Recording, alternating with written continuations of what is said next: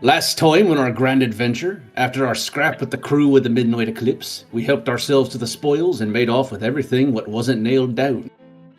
Then, once we dropped off the haul aboard the ship and touched base with old Bill, I thought it was high time to address the elephant in the room, or rather, the elephant-sized feller in the cage, Rob. Turns out, everybody was pretty well on board on getting him out of that gibbet and bringing him along on the Destiny. Which, I gotta say, warmed up my ticker quite a bit. I really lucked out and got on with a good crew this time. A good thing too, because after hearing Rob's side of things and May giving me the skinny on the town's hand in it, I had already decided he wasn't dying in that cage, one way or another.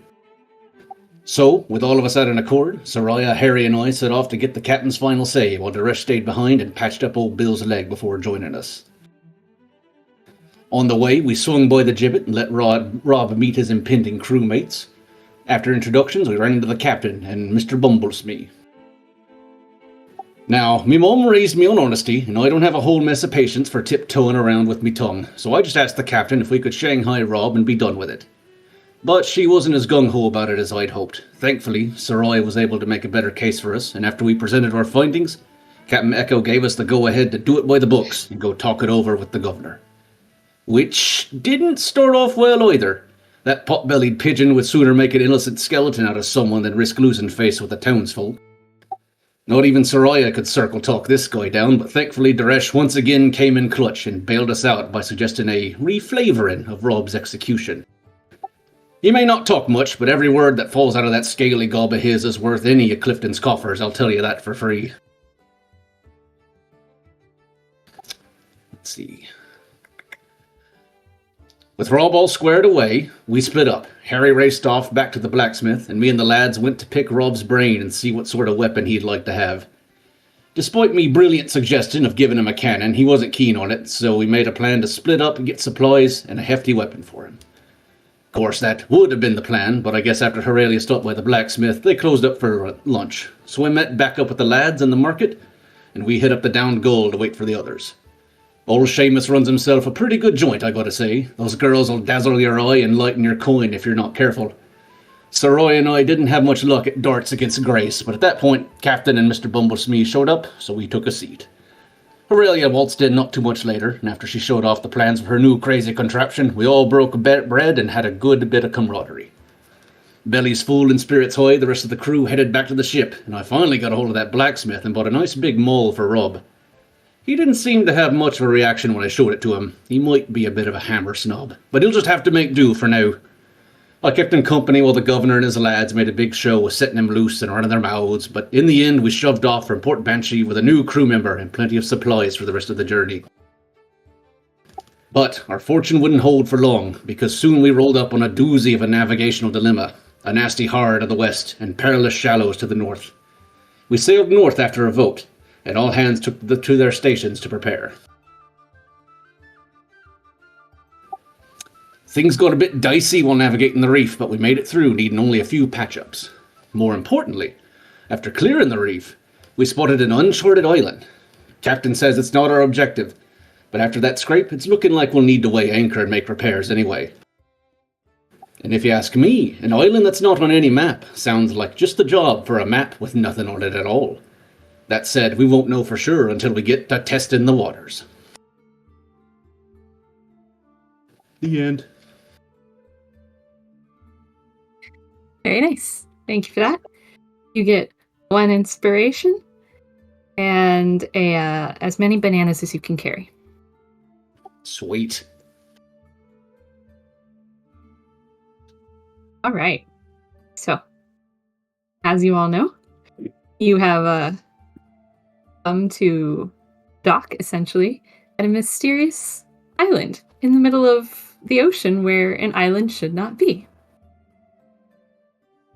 And we'll get everyone back on the ship, shall we?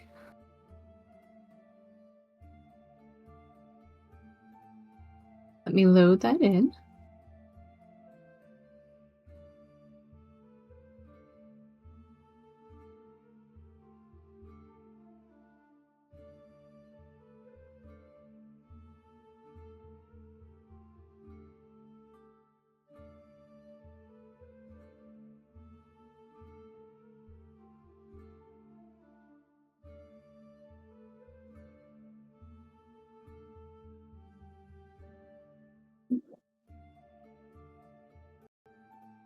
right.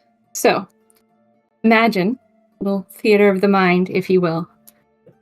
The island off to the side, over here, the shoreline, the waves breaking on the sand, a dense mess of jungle.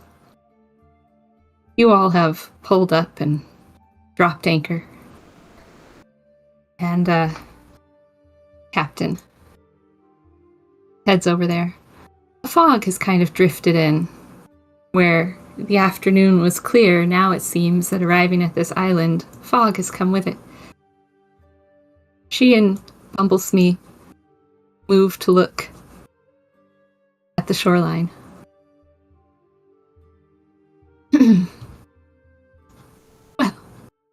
Well, I don't suppose that, our ship is going to immediately sink, will it? Aurelia, Yes, Captain. what exactly was the extent of our damage? Well, we lost a couple of planks. Might need to be replaced. I think part of the bottom of the ship also got scraped off.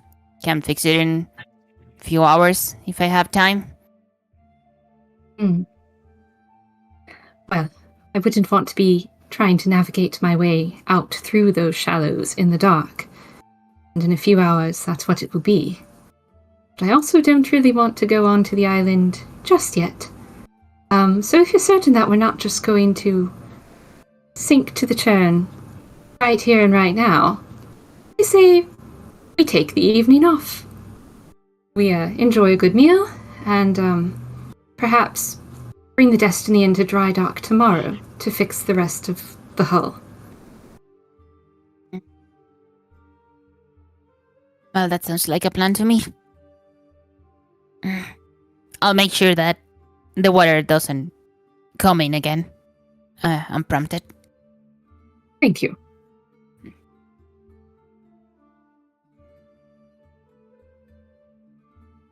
And giving the shoreline one last look, she and Bumblesmee will go below decks to talk it over with Bill.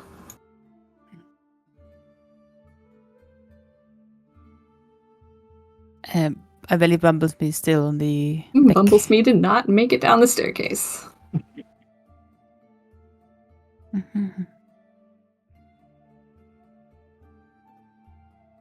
What do you all do while you wait for dinner to be ready? Harriet, like she said, she would be looking over the whole ship, making sure that nothing seems to be too dangerous, and just patching up anything she can in her current conditions. Mm-hmm.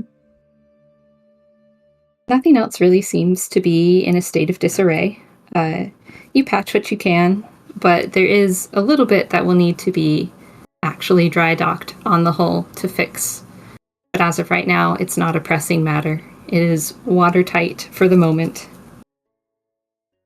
Well, I believe they should keep us safe. Would I already have some time off after checking over the over the ship? Oh, then she'll probably start looking at her blueprint that she has, and she will start trying to modify that pressure valve that I got from the from the cooker on the other ship. Okay. If you'd like to roll me that check for that with your tools.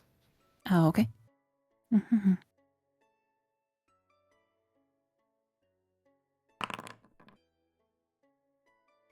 Alrighty.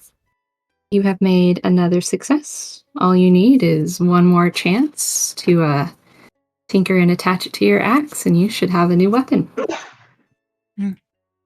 Harriet seems satisfied with her progress. She nods to herself. Okay. That should be good for now. And I believe that would be the time Harriet spends before dinner. Okay. While you are tinkering away, what are the rest of the crew doing? I think Sarai would probably be just watching out over the side of the ship, looking at the island, trying to reconcile it, and kind of going through with his cartographer's tools, checking back on maps, checking on whatever he can, just to double check that we're not anywhere that we should be. None of this makes a whole lot of sense. So maybe this is some kind of float. Perhaps it could be just trying to figure out what this could possibly be.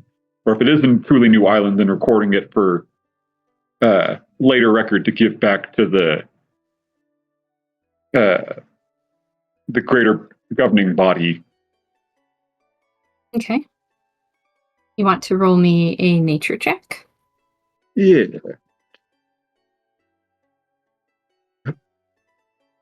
Nature. All right. And if you like, you can also roll me Arcana. Arcana. Ooh.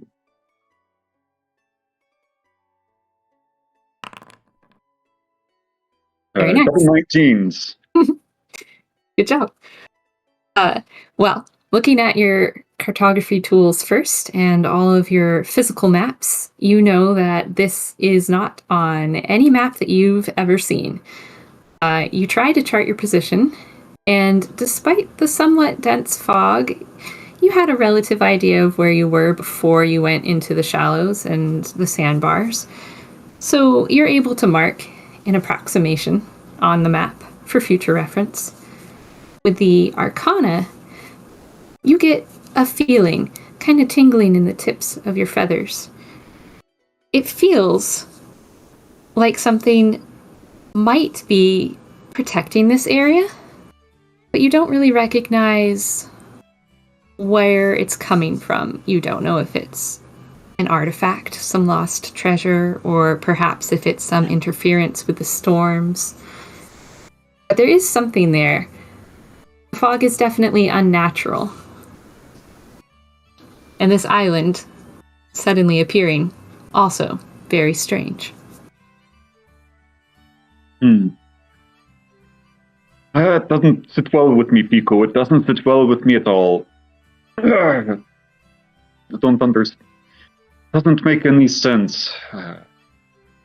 Think you and the boys should keep a weather eye out. Oh, sir, I agree. It's bad news, but aye, sir, we'll look. And Yeah. Pico will attend to watching. Yeah. Stay close to the ship. I don't trust this fog. He salutes, and does as he is told.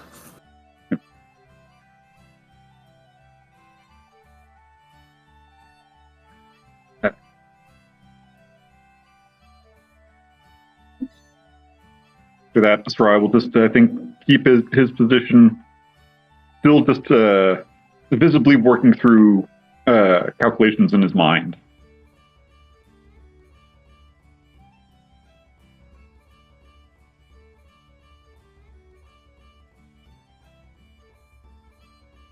Robin is going to look at the rest of the crew and just start swabbing the deck, trying to make himself useful, but he doesn't really have a direction or a purpose. Do Haas or Duresh do anything? Haas will eye the island as well. He'll kind of cross his arms and stroke the end of his beard for a bit, and then he will snap his fingers, grin big, and plant his scroll down on the deck and start to unfasten it. Okay. And I would like to check my scroll and see if there's anything cool about this uncharted island. All right. As you open your scroll, you see familiar shifting pictures, the glyphs that come and go in a language that you don't understand. You see a couple of colorful lights that you've come to recognize as where you happen to be, and you assume that the other lights near you represent the members of the crew. But as of right now, the picture and the glyphs are still somewhat fuzzy. You're not getting an exact read on where you should go, or even really where you are. Perhaps you should try again at a different time.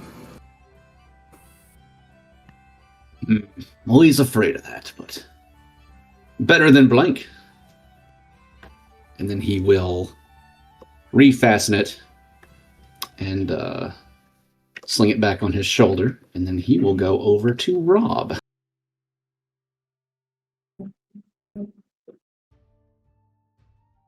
Oi, Rob! Hello. You want your hammer now or later? Uh, Later, I suppose. All right, fine. I'll hold on to it. You know, I'm a merchant, right? Not much of a fighter. And I mean, while I'm grateful that you broke me out and somehow managed to secure me a position on board this vessel, I don't entirely know how far the rest of the crew trusts me yet. Well, they put up with me well enough, and I'm a handful, so I think you'll be fine as long as you just keep your nose clean and, I don't know, just stay useful, helpful. It's the best any of us can do, especially out here. Well, I suppose. If you'd like to leave the hammer below decks, where I'm earthing, that way I'll have it if I need it. Sounds good. I'll find you a nice big hammock. He kind of smiles. Good luck with that. Continues to clean the deck. Go below deck and pass off my interactions.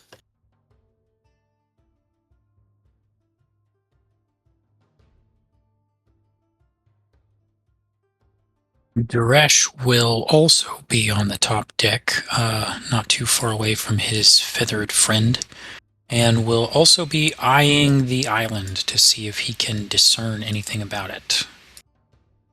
Okay. Feel free to roll me an Arcana check if you'd like. Ugh. You can't really tell much of anything except for the fact that the fog is very unnatural. You can also roll me a nature if you'd like.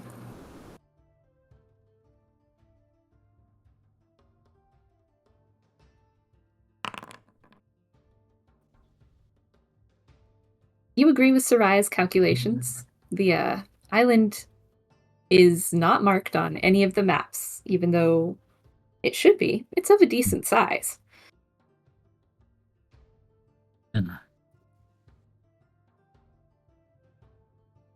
Maybe nobody's made it past the sandbars before to ever really navigate and chart it.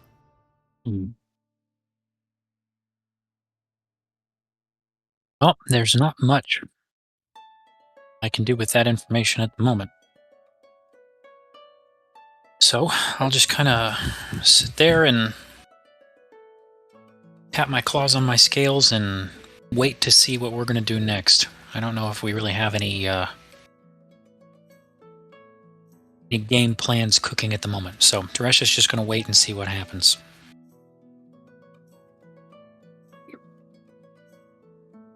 As you all watch and wait, eventually, Bill will call from below. Oi! Supper's on! On my way. I just stand up and we'll head down.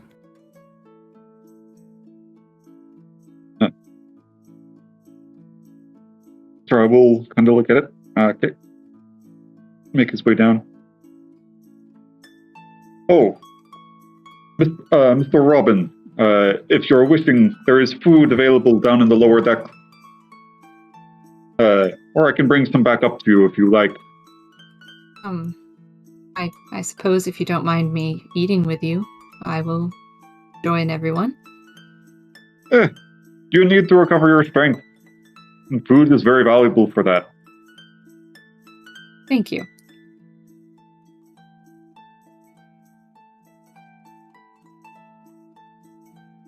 Robin will come down the stairs, and you'll notice that he's actually crouching a little below decks. He's just a foot too tall to be able to stand up comfortably. It will be very uncomfortable for you. Thanks for noticing. Perhaps we could find clumps of cloth. Maybe we can make a tarp up top if you would like. Have a different place to stay up there where you don't have to crouch your head all the time. Maybe. Excuse me. He squeezes past. Seafoam must have been a pretty big ship if it had crew like you on it. It was. Decent-sized vessel. And he will sit cross-legged down here. Out of the way. Briny Bill goes back and forth and passes out platters. He's using some of those green peppers that you all bought, and he has made stuffed peppers with beans and rice and tomatoes on the inside.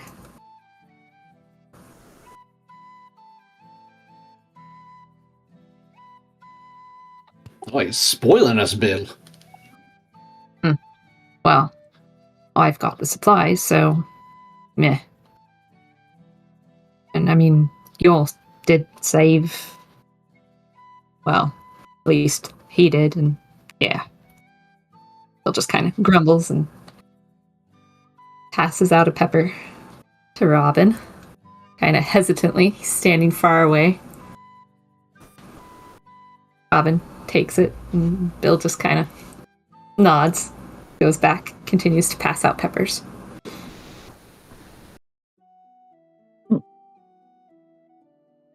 It looks very good, Mr. Bill. Thank you very much. Well, don't let it go to waste. Eat up. Yeah. At that, Troy, I think we'll go ahead and dig in.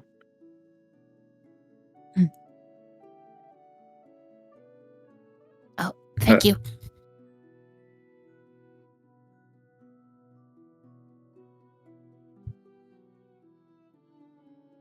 Well, Captain, I've been doing some reviewing the records, and I've confirmed what I think other people already know. This island doesn't show up on any of the map. Couldn't be for several miles now. This fog, I don't think it's natural. If I had to guess, some sort of defense mechanism, perhaps it's tied to grander beings. There's no way to really know until we can get a closer look, if that is such a thing at all. I think we should still be vigilant. Perhaps 2 men on watch? What I would suggest.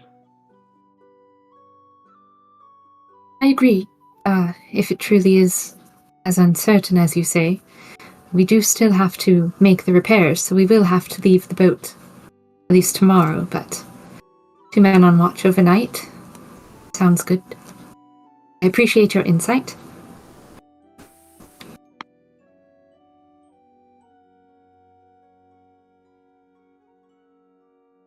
It is my pleasure. He'll turn back to his food.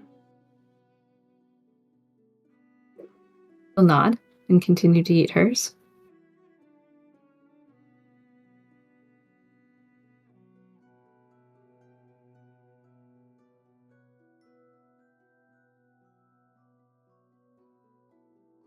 Robin very slowly picks at his food, having not really eaten for a while. He doesn't want to rush. He just kind of observes how all of you act during dinner.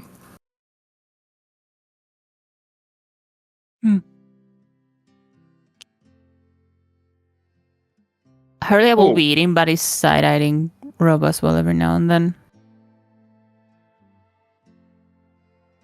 So is this everybody else's first uncharted island? I must admit, I don't think I've come across any that didn't come up on the map, or that I didn't find out was on a map later on.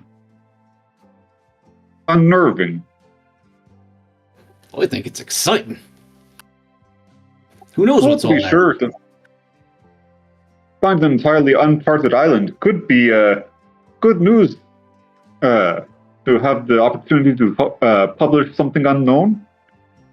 There's something to be said about that. To be honest, it is not so much the island as the fog that surrounds it that gives me the most cause for worry.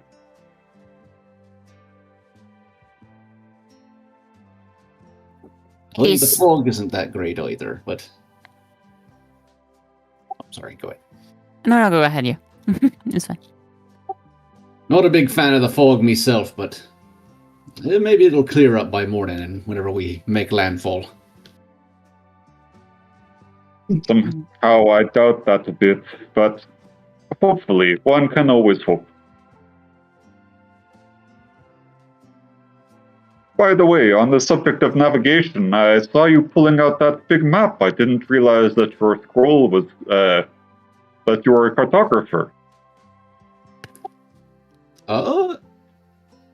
In a sense, I guess. It's supposed to be a treasure map, but, I can't read it. Oh, well, if you ever Sometimes have need, I'm... Oh, go ahead. Sometimes I think whenever I take too long on a step, it resorts to showing me pictures, but I guess we're not quite there yet, because I'm still getting glyphs that I've never seen. Your map is written in glyphs. Oh, I have some experience in cartography myself, if you ever have need of assistance. Sure, we can take a gander after dinner. Yes.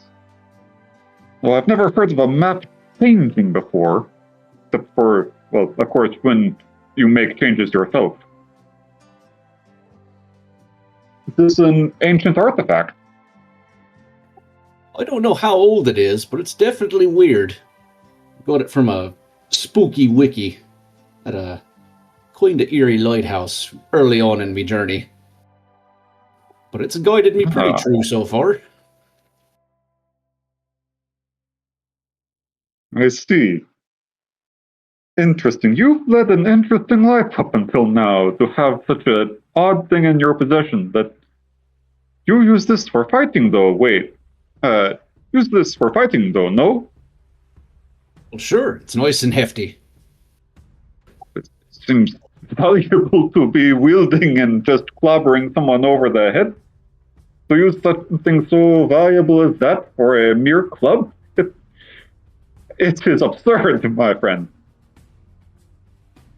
Well, the results speak for themselves. Not too many people get back up after getting clobbered with it. I suppose. It's a case of reading comprehension. You truly know how to throw the book at people. You'll laugh at that too. Danica joins in on the laughter. So is that how you've come to find other uncharted islands, I suppose? Well, I don't usually keep a regular map with me, so maybe I've found one, maybe I've run across ones that have already been found and didn't realize it, but honestly, every island's new to me. Not a lot of backtracking. Fair enough. Mr. Soraya, though, why do you call his map so weird? Your whistle is rather unique in its own right, isn't it? Oh, this is just a whistle. The real magic of it is coordination. It is the same thing that makes our entire world go round. People talk with other people. I talk to my birds. We've trained day and night and organized ourselves into a fighting force and a fighting theme. There is truly no magic behind this. It is only the ability to talk and communicate with others. The only real magic in the world, I guess you could say.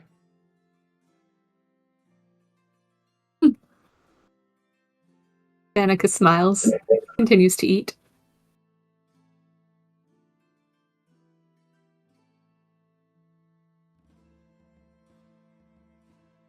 I will say, if anything is magical, your little inventions. I've never seen them do that before, Aurelia. The things that you can make them do. Well, I don't know if I would call them magical. Oh, certainly. Oh, go ahead.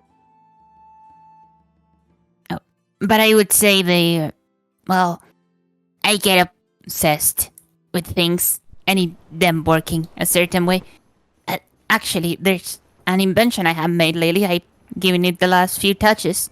And she will pull from her pack. You would have seen it when she like deployed everything at the major's house, or like the what is the name? It's not a major. It's the town leader. The governor's manor. Yeah, the governor's manor. But you would see this large bar with different vials and constructions within it.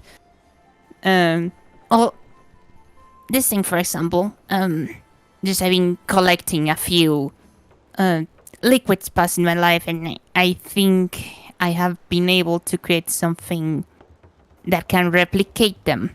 And she will like knock on it a couple of times. She knocks on it 3 times, and you would see how all the chemicals are bubbling and different things.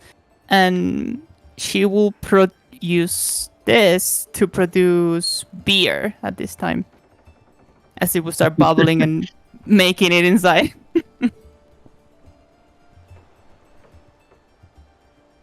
You see it vibrating on the table. He's almost about to fall. Hoss will pull his plate of bell peppers away, but be impressed still. Bill also moves seats and just kind of watches. He's a little worried it will explode. Well, Oh, in my past test, the mixing wasn't quite right, and it just built too much pressure, and then... And she does the motion and kind of like falls back into her own seat. but it makes beer. Oh. So can I try some of this? Could I try some of this? This is good to drink, right? Yeah, it should be. I haven't gotten any infections from it. And she looks kind of around her body. Infection? Well, yeah. It made me a little bit itchy in one of the first few attempts. And she can like taps the lid once it's ready. You will hear a ding once it's done, and it will pop open. And she will serve you a glass on the side and pass it to you. He'll look at it, realize that maybe he shouldn't be drinking this, but he'll give it a sniff, think about putting a finger in it to taste, and then think better of it, and he'll give a good little sip of it. Very cautious sip.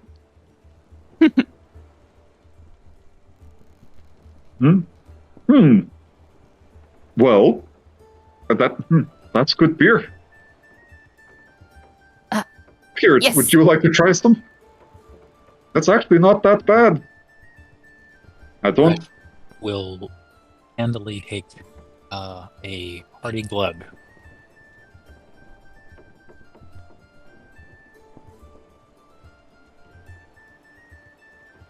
Tastes like beer. See? Tastes pretty good, eh? That's actually rather impressive that you don't have to keep it under pressure. It tastes finely aged. Well, monkey see, monkey do. I'll take a glass. Oh, yeah. Harry like kind of like moves it towards you so you can pull it closer. Hoss will take a chug too.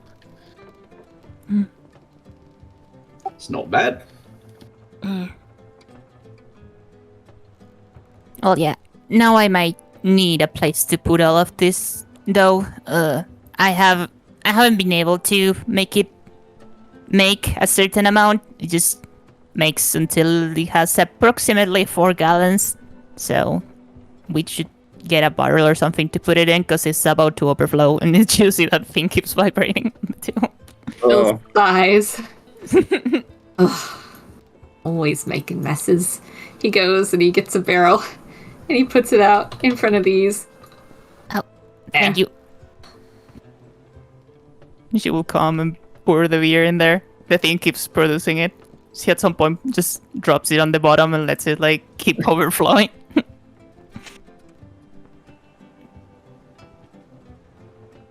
Okay.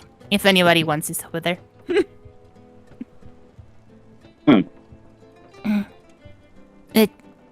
Yeah, I just like making things, and I've been finding a lot of things to make now that I'm running around.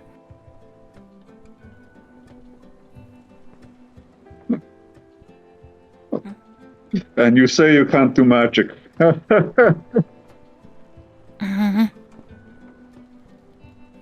Well, I guess I'm somewhat magical when she looks at her hands.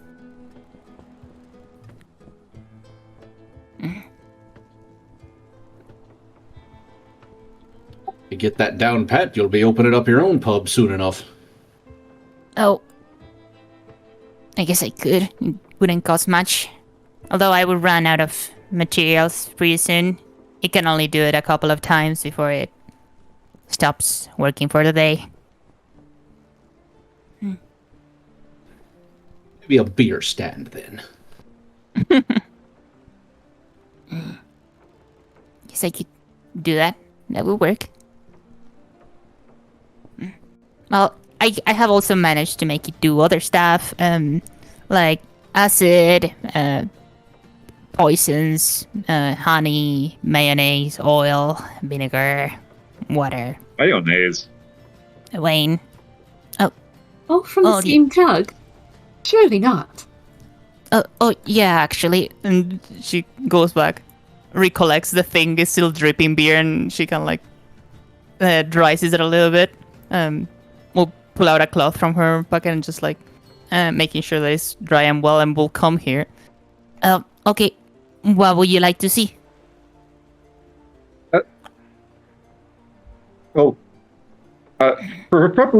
Preferably we don't add poison and acid to the thing that we just drank out of. That's not good. That is true. Then I guess... Well, I didn't say honey, but I believe honey wouldn't be a thing, so I'm guessing it would be maple syrup or something like that instead. It would be syrup, yes. Yeah, okay. She will approach the thing, and you would see her how in a very specific part of the drums, she seems to hit it, knock on it, exactly 5 times. And after doing that, you would see how it starts working again. And a very...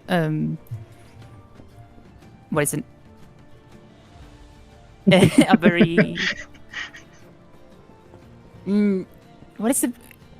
I don't know the word in English for a thick liquid. Yeah, a viscous liquid. Yeah, thank you. Will start pouring from the bottom as it starts vibrating. You will see how it fills to the brim with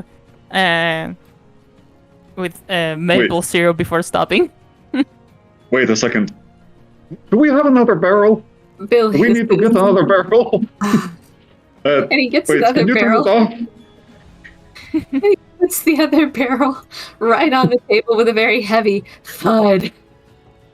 He grumbles as he goes back to his kitchen for more messes. Thank you, Bill. Perhaps we should stop before we run out of barrel. Yes, probably. She starts like poking at it, and it will eventually just stop producing. They're not all empty, you know. Some of them are full of things we need to eat. Well, at least we won't run out of maple syrup for a bit. I suppose I cook with a gallon of maple syrup. Well, I thought it would be good to have it. What was that, Aurelia? Oh, I just thought it would be useful to have at sea, like stuff that you cannot get from any port, and I just baked them all into this. It is quite nice. Some of those sound like delicacies. Poison and acid, of course, not included.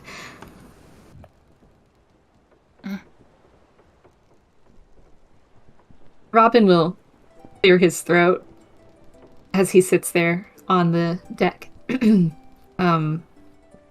Sorry to interrupt all of this fun. But what exactly is your job's purpose? If I'm allowed to know. And he kind of eyes main leaders. Danica will nod. Well, we're after treasure. We've been charged by the Union to go after a certain artifact that no one has been able to retrieve before. And she just kind of leaves it at that.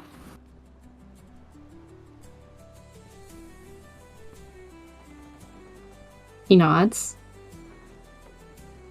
Does anyone else add anything to what Captain To Danica has inside said? Rob. While that's happening. Mhm.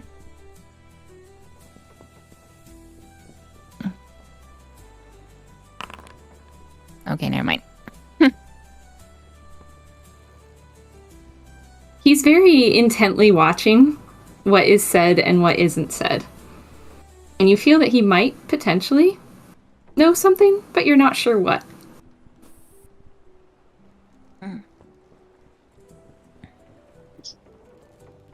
We are mostly an expeditionary force, as Miss Danica said, searching for a treasure off on the off to the northish. But it's a commission-based thing. Do you have experience in treasure hunting, Mr. Robin?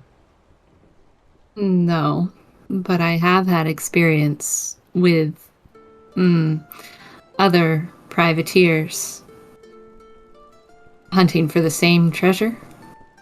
At least, I assume it's the same treasure. Well, ours is an archaeological dig, and what treasure would you be referring to? Something from a grotto? They weren't very specific, but a couple of pirate vessels stopped the sea foam and decided to conduct a search. They were furless crews, so they left us alone, even though we're just merchants and we cater to anyone. But they did mention a bat captain and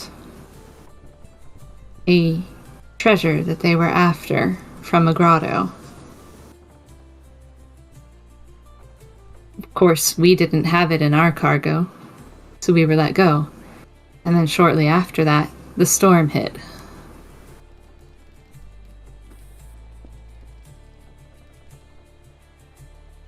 DM, did we mention, or did, in previous conversation with Robin, did we get a sense of how long he'd been in that cage for, just to get a timeline of if what he's saying now matches what we knew about him previously? Yeah, he had said that he lost his ship about a week ago, and he had basically been stranded on the island for 1 week. Okay. And our commission time also started about a week ago, right? Mm-hmm. Okay. So his timeline matches up. It does. Danica's Okay. ears have gone down beneath her hat. He gives a glance at Bumblesmee. And he starts wringing all 4 of his hands and his 1 hook. Oh dear, oh dear. This is no good. Is everything okay? Well. And he looks to the captain. No, I don't think so. But maybe. I mean, with such a strong crew, it cannot be too bad, I suppose. I don't know. Danica sighs. Well, I had known that a few of our artifacts that we were searching for through the Union were attempting to be intercepted by certain other sailors from certain other factions. And one of those may be someone I've unfortunately had a run-in before. I hope not. But, well, if we trust what Mr. Robin is saying, perhaps we should try and prepare a little bit more and make sure that we are ready when we successfully retrieve the treasure. Take a different route back to Port Moods or Eastmore.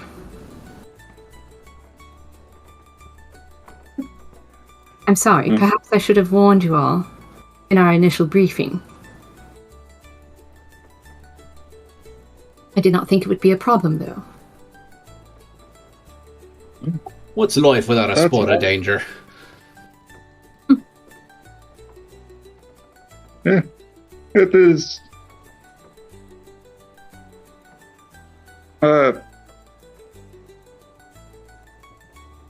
It isn't good that to know that we will have to be dealing with privateers, but I suppose that is the business of doing. That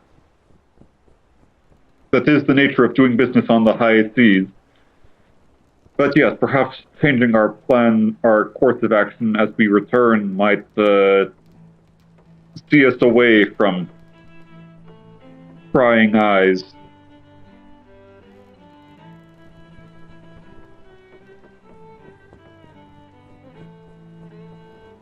Oh.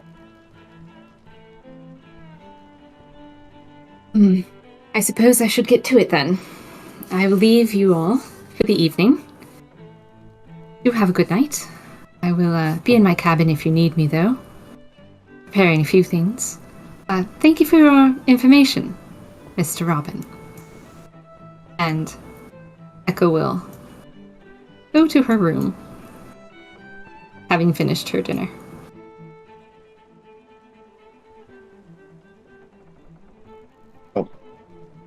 As everything's prepped, I think I will go ahead and head back up onto the top of the deck. Go ahead and start keeping watch for a bit.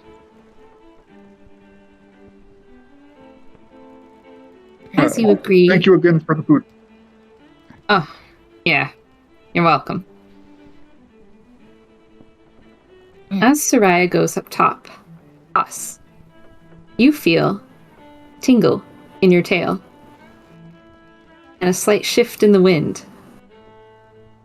As you look through the grate above the dinner table, you notice that the sun is just about to finally set, and the stars are just about to come out. Now might be the time. You felt this change in the winds before, this feeling of fate. All right, I got a good feeling now. He will rush off up deck.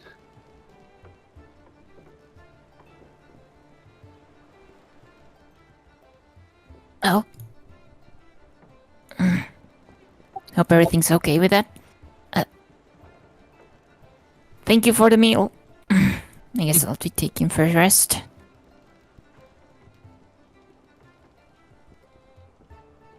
Bumblesmee will help Briny Bill clean up. And Robin will kind of just lay out underneath the table so that he can stretch out. He'll move the benches.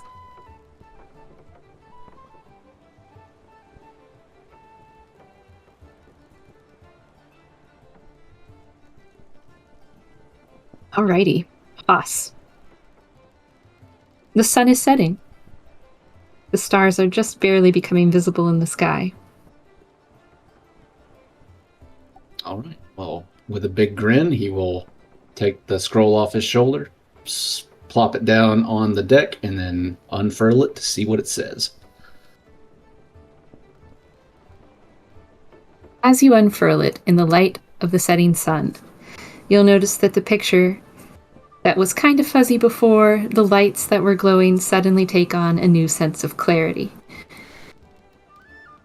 The lights that represent you and the rest of your companions on this boat glow very clearly. You can almost see the outline of the Destiny underneath the lights, where they are. And you see one of those little painted ink paths leading directly to the island that you happen to be docked at, with an X marked on the island. You see the shallow sandbars that you passed through to get here. You see the rest of the surrounding ocean, mostly clear. In the distance, you see a slightly fuzzier island off to the northwest a little, which you could presumably make an educated guess is the grotto, but you're not entirely sure. You still see those weird glyphs that you can't read, scrolling, appearing and disappearing, telling you things you wish you could understand. You know now exactly where you're supposed to go, and it's right in front of you. Now we're talking. Hey, Soroya, come over here and look at this. Oh? What is it? Can you read any of You these found weird, something? Can you read any of these weird little squiggles that are showing up on the map? Well, let me see. And he'll lean down into them. Are they anything that I might be able to read? You can roll an investigation check. Other attachments. Investigation. State 22. You feel like maybe you've seen these glyphs before somewhere, but not on anything that you have with you, and it isn't something that you can clearly read. They're strange. They're almost cuneiform in the way that they're shaped, in comparison to the scrolling cursive letters that you're used to. They seem familiar, but I don't think I know this language. If I had more reference books, I could tell you more, but unfortunately I do not have them on my person. Or actually on the ship to compare them with. Perhaps if we got into port, I could be more of assistance. Well, we'll put a pin in it for now. I've been getting by with the pictures just fine, so no big deal if nothing turns up. That said, though, our next step is definitely that island in front of us. Oh. Or mine is, anyway. It's sending you off toward the island. Huh. Does it say why? Nope. I always find out when I get there. I see. Destiny's map. Very tricky thing. Well, I guess I don't know if I've got pen and paper on Soraya.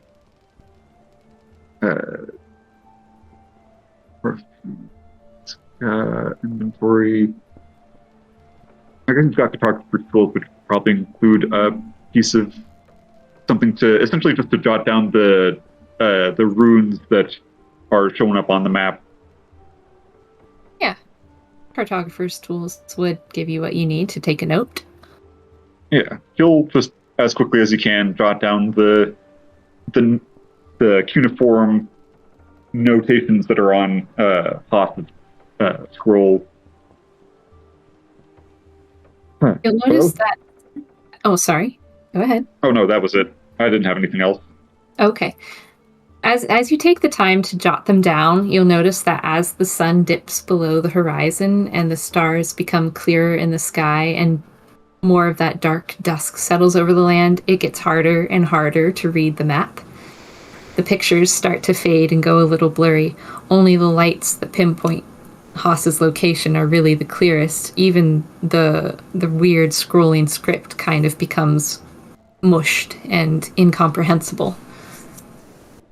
Boss, move it over closer to the lantern. I can't see. I can't read this dang thing. I don't know if it'll help. It usually just gets kind of fuzzy when it gets dark.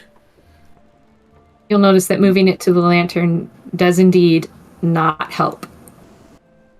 It appears to only be the light of the setting sun that activates. Huh. Well, that is frustrating, but intriguing at the same time. I guess this truly is a magical scroll. But to trust it to go onto that island, I suppose we will have to go onto there one way or another, just while Aurelia repairs the ship. But I don't like flying where I can't be. What do you mean? It's right in front of us. I can see it just fine. But can you see the entirety of the island? You don't know how big it is, what's out there. It is part of an adventure, but it's still... There's something that we don't know. There's so many factors that have come to light as of in this evening, and it worries me, Hoss, it does. Well, you gotta ask yourself, what can you do right now to change any outcome? At this point, wait and see, and proceed forward as carefully as we can. Right. So, why worry? Let tomorrow's problems stay in tomorrow. And Haas will furl the mat back up, sling it over his shoulder. Are you good for the rest of first watch? I'll take second if you want. Yes, I can take it. Me and Pico here will be sure to keep an eye out. We'll be sure to let anyone know if anything happens. Make sure when you take your watch, you keep a good eye out, but you already know. Will do. See you soon. Good night, Mr. Haas.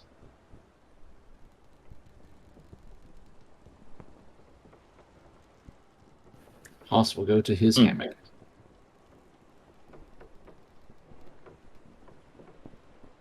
All right, Soraya.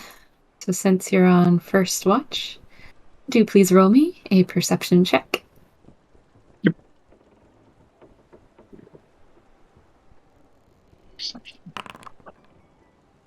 With 14. All right. For the 14, not much happens. Fog is ever present. It's kind of creepy. But you don't hear or see anything out of the ordinary. No other ships on the surrounding ocean or trying to navigate the shallows. Nothing on the island. Just the ever-present fog. Yeah, Soraya, I think throughout most of his watch, will be splitting his time between watching the island and trying to make any kind of sense out of the cuneiform letters that he got out of off Haas's scroll, but eventually will kind of give up on it.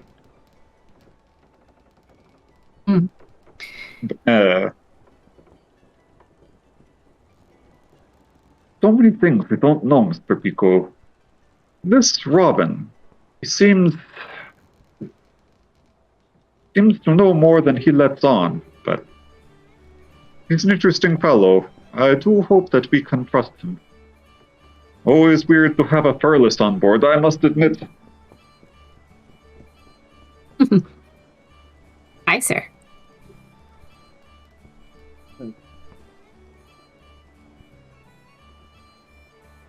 The rest of your watch proceeds without incident.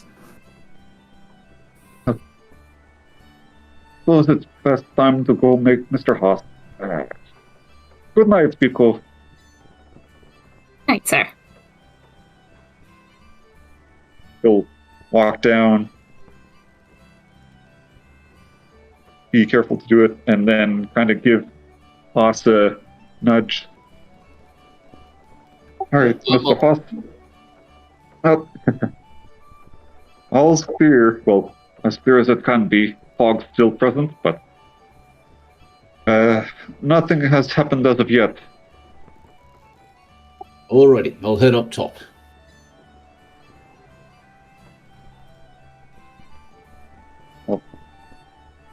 He's gonna get I guess a cup of that science beer on his way out.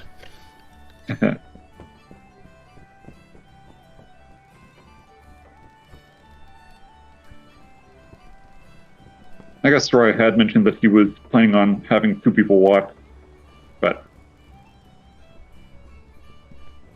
with that he'll still just go ahead and take his rest.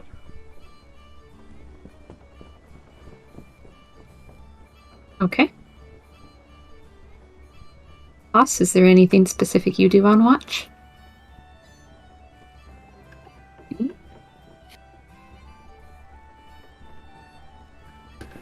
No, I imagine he's just chomping at the bit to hit the sands on that island. So he's probably just gonna pace, do his required duties on watch, but in between, he's always gonna be eyeing that island.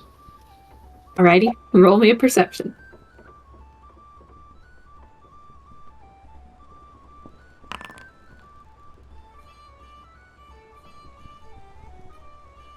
For you, the fog seems to clear just a little bit. And you can almost see movement in the jungle trees. Maybe something that glows. It moves with heavy sort of steps. A very measured beat. It doesn't ever come out of the tree line, though. It just sometimes, periodically, moves behind the trees.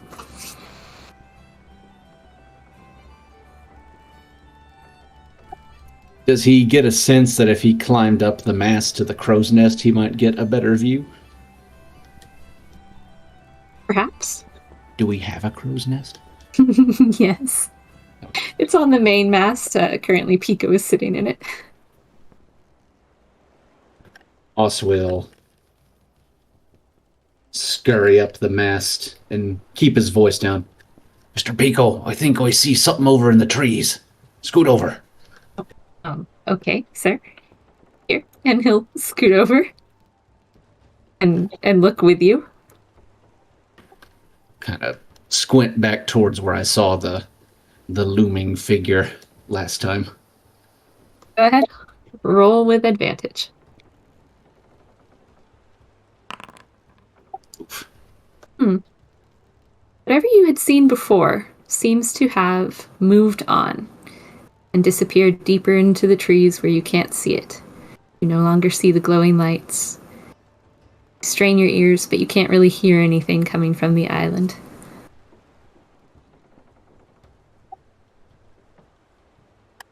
Well, this might be more interesting than I thought. Crow's nest is yours, Mr. Pico. I'm headed back down. He will Hi, go sir. on the nest. And that will be all he does on watch. All right. You can wake whoever you would like for the next watch.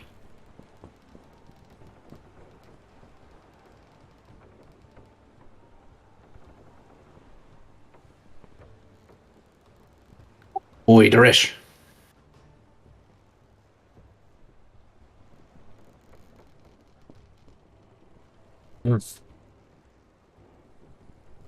What? You want to take third watch, or should I get somebody else? I can do it.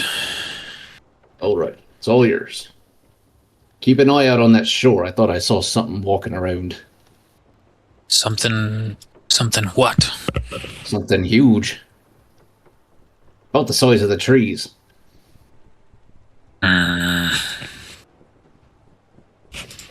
And Daresh will head up top. Oz will very quietly set the hammer by Robin's head, like a tooth fairy. Robin kind of stirs a little and rolls over, but doesn't really wake up.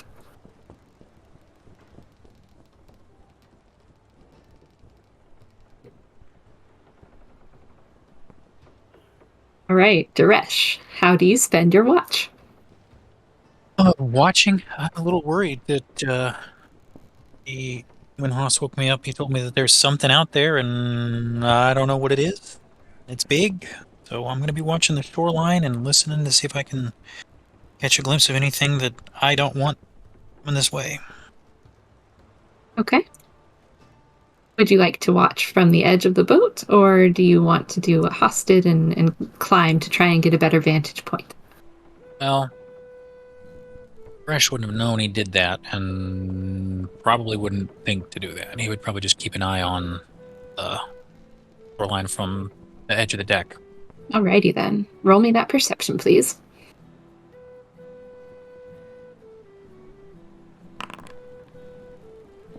Alright. Your watch continues for quite some time, more than halfway, with nothing really being noticed in the trees. But then you see something slowly walking, or at least slowly moving. You assume it to be walking because of how measured the pace is. Glowing lights. And they turn and look, almost in your direction, before they continue on. You said light? What color? 2 lights, and at the moment, they glow a little bit purple. Maybe red? Have I seen anything like this before? No. But go ahead and give me a charisma check.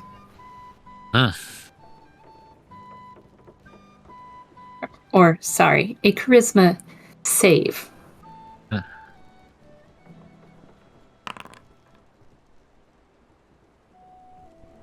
You haven't seen anything like it before. And, you don't necessarily feel, as intrigued, perhaps, as Haas was by it. You feel a little bit odd that it's looking at you. It's something big, and it's definitely watching with hungry intent. But you know that it looks straight at the Destiny. Well, I'm definitely going to keep an eye on that. I don't see it making any moves towards the boat, though, right? No, it is still just walking just beyond the tree line. Okay. About how high up are those purplish lights? Nearly as high as the trees. It's about 20, 25 feet. It doesn't break the canopy, but it's pretty tall. I'm gonna keep a steady eye on that, and if anything even moves towards the boat, I've got my rifle ready, watching. You get the strange sense that it notices. And it watches you back for just a moment. And you can almost swear that the lights blink out and then flicker back on before it turns and continues its walk through the trees. And your watch ends. Well, if my watch ends, is it time for me to wake somebody else up, or is it? It would be. Okay. And you No, know Haas. that the lights are walking away, so... Yeah, I'm gonna hurry down and... Would it be Aurelia's watch next? Should be.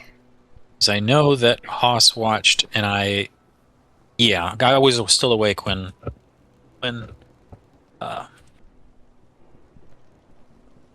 yeah. Okay, so I'm gonna wake up Aurelia real quick. Aurelia. Yeah, Time for last watch. thank you. And she kind of like stumbles around, gets herself to her. Keep an eye on the shoreline. There is something in the trees.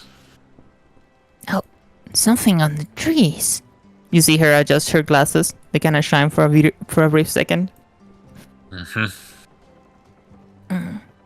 Okay, Yeah. I'll keep watch. It hasn't made a move for the boat, but Haas saw it, and so did I, and I got a bad feeling about this. Okay, we'll keep that in mind. Rest well.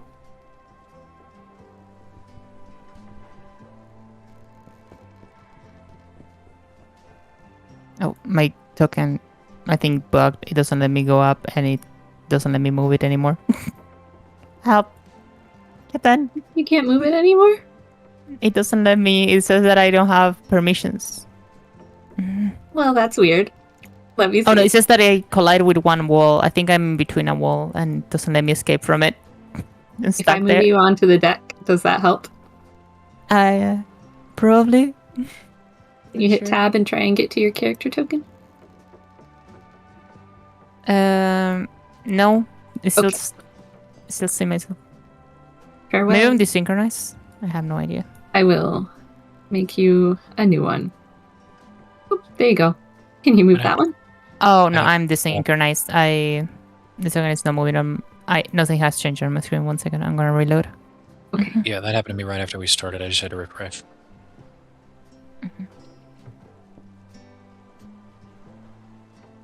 Can't be trusted. Founder's messing with me. It's a creature on the shore. It's fucking up my internet. Help. It has a lag switch. It's made of magnets. No, there's. Means our guns have advantage, right? Oh, and now I'm here. Okay. Devlin just ripping your character sheet just because it leaked out of existence. Harla's gonna approach here, look at the area where everybody was seeing the lights, and she would rest her arm on the deck and pull out her hand watch and keep a look at it as she looks at the shore where the thing was. Okay. Your watch at this time seems to be moving normally. Okay. Roll me that perception check, though. Sounds good.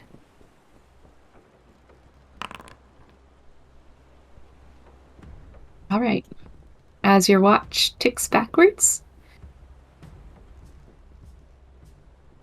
let's see. You have advantage to things with sound, yes? With sounds, yeah, sounds and smells.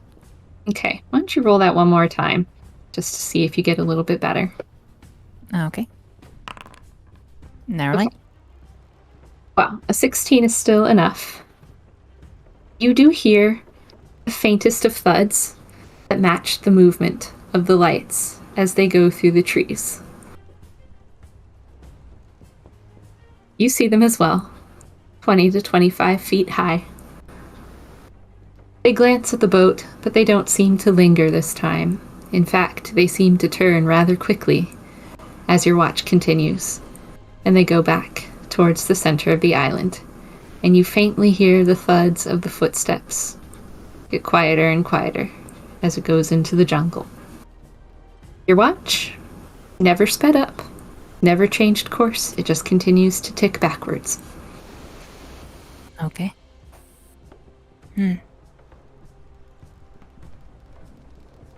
She seems to admire the figure at the distance as it fades away, but she wouldn't do much else. She would just continue watching in that direction.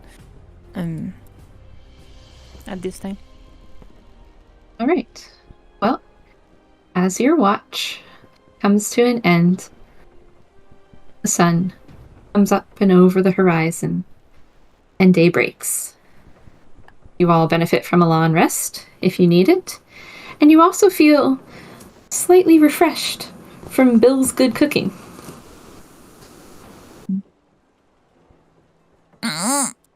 Okay. You get the feeling that perhaps you would get advantage on your next skill check. Oh, interesting. Mm-hmm. Nice. Is it strictly the next one, or is it like we can choose when to use it? Good question. I will give you the chance to choose when to use it for this particular encounter. Okay, sounds good.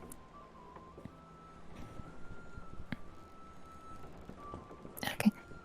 Harley will go down as the sun starts rising wake everybody up.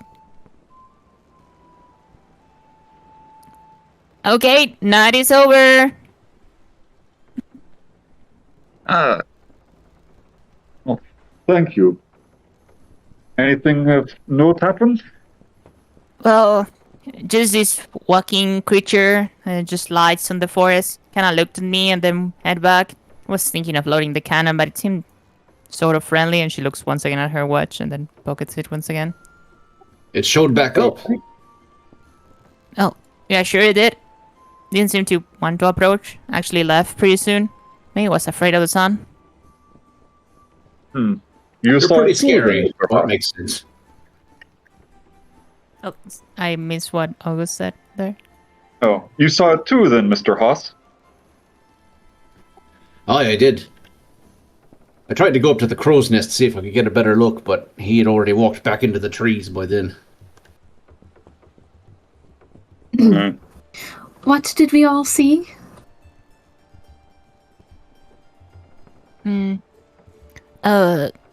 Big creature about die high, and She tries to point, just start jumping, like trying to make the height of the monster. like above the trees, over the shore. Seem to look in our direction every now and then.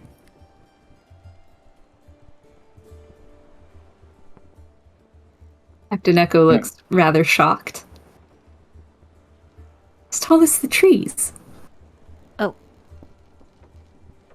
I would assume so. It was a little bit dark. Sorry, I interrupted.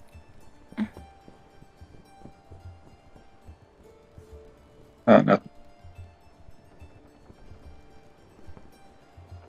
I've never heard of such a thing. Did you get a good look at it, Daresh?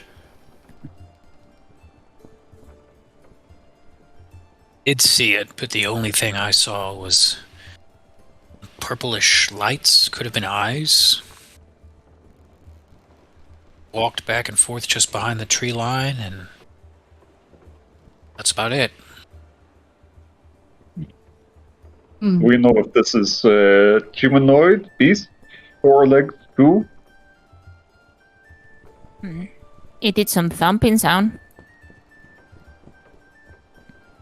But I'm not sure about how it looks on the daylight.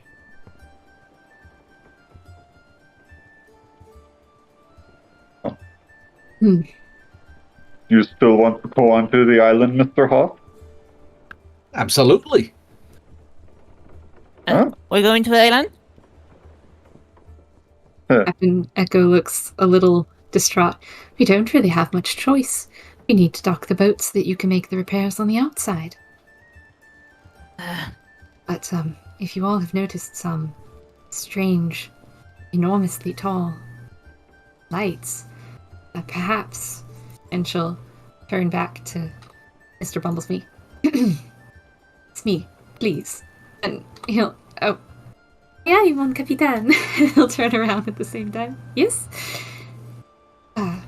Perhaps we should leave additional members of the crew behind so that the Destiny stays safe. I will accompany these 4 to make the repairs safe and sound. And if you and Bill and Mr. Robin could kindly stay on board and keep the rest of the boat safe and make sure that nothing comes up behind us. Oh, oui, mon capitaine, it shall be done. And he salutes. Good. And a quick little breakfast and off we go. No time to waste. I don't really want to linger if there's some sort of beast nearby. On our way then. Bill will make a quick little breakfast of bread and jam, and we'll pass it out.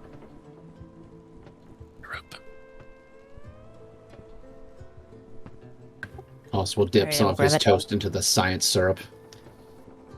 The science syrup. It tastes good. It tastes like real syrup. Now coming to stores near you. I can't believe it's not syrup. Science syrup. It took a little bit long to get the flavor right. Was a little bit acid for a while. I think it was spoiled.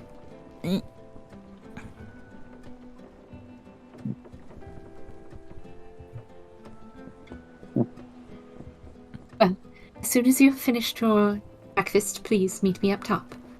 And Echo will head up to take her own look at the island.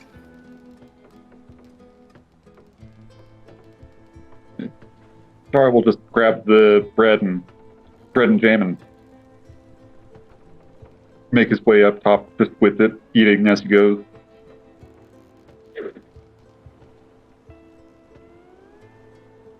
Robin will do the same. He's ready to actually stand upright.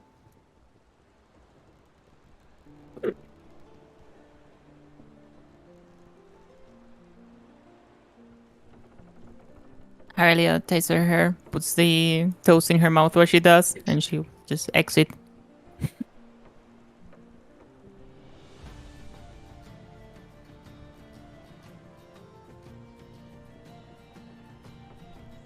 Now, Rob, if any trouble pops up, just raise that hammer high and you let gravity do the rest. You're big enough for it to make a good enough dent in something, I reckon. I'll give it a whirl, I suppose. Oh, that's a great idea. Whirl it around, too. He just kind of nods.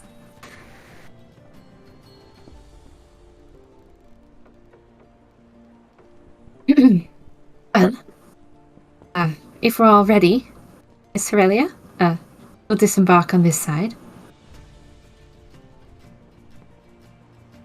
Sounds good. Bumblesmee buzzes around for a bit and goes to stand at the wheel. Bill just kind of comes and leans over the side. Robin follows along behind all of you. All right, then. Everyone with me. And we'll make the repairs as fast as we can. Aye, Mr. Captain. Nico flies down to Soraya. Sir, should I stay or should I go with you? I think I'd rather have you with me on the bodies. I feel like we more companionship on this journey, I think, is preferable. Aye, sir. You and the rest of the lads. He salutes. We're with you. Yep. And as the five of you decide to disembark,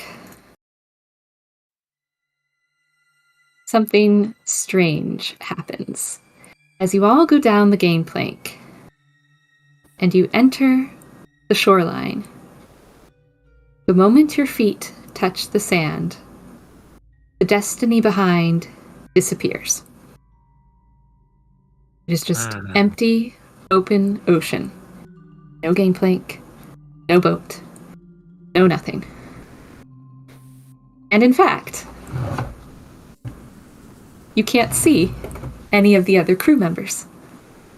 The crew that was left behind on the boat, Bill, Robin, and Mr. Bumblesmee, all watch as you step off the gangplank and disappear from their view. There's no one on the sand, no footprints, no nothing. You all are gone. Mr. Bumblesmee rushes to the side. Oh mon dieu!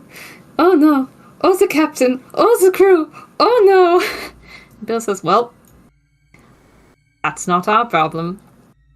I'm going to go below where it's safe. And I suggest we stay here and wait for their return. Best of luck to them, fair winds, fair seas. And he goes below. Bill's just completely unbothered. Robin looks slightly concerned and goes to comfort Mr. Bumblesmee, who is pacing. But ultimately, they decide to wait. It's no use risking everyone. And you all find yourselves here. The shore is behind you. The ocean even further behind that. No ship in sight. Just the 5 of you.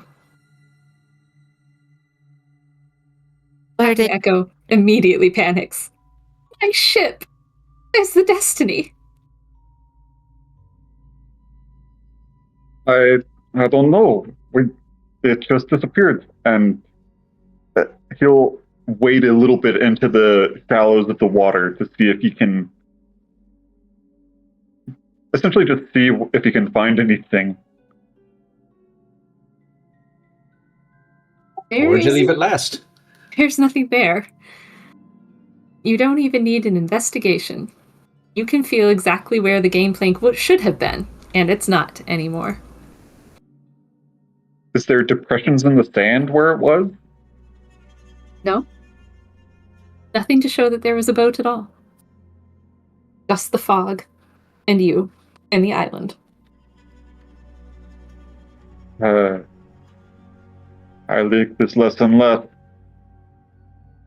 He'll give a call on his bosun whistle to like call his flock down and just do a quick roll call on everyone present. As you do so, you hear a second note. Normally your whistle would only make one.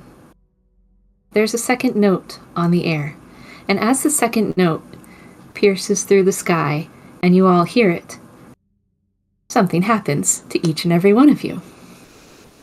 Aurelia, you hear a very staggered ticking. Daresh, something in your pocket feels warm and heavy. And Haas, something on your back rustles ever so slightly. A twitch in your nose, a tingling in your fingers and toes, and the hair on your tail kind of spikes just a little bit. You have felt this before. Oh. He'll kind of get a little excited and start to take the scroll off his shoulder. Mhm. Then I will, even though it's not sunset, I will unfasten it and see if something new has shown up.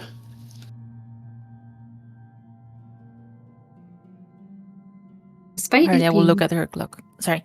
Go ahead. Mhm. No, I was just saying Aurelia will look at her clock when she hears it.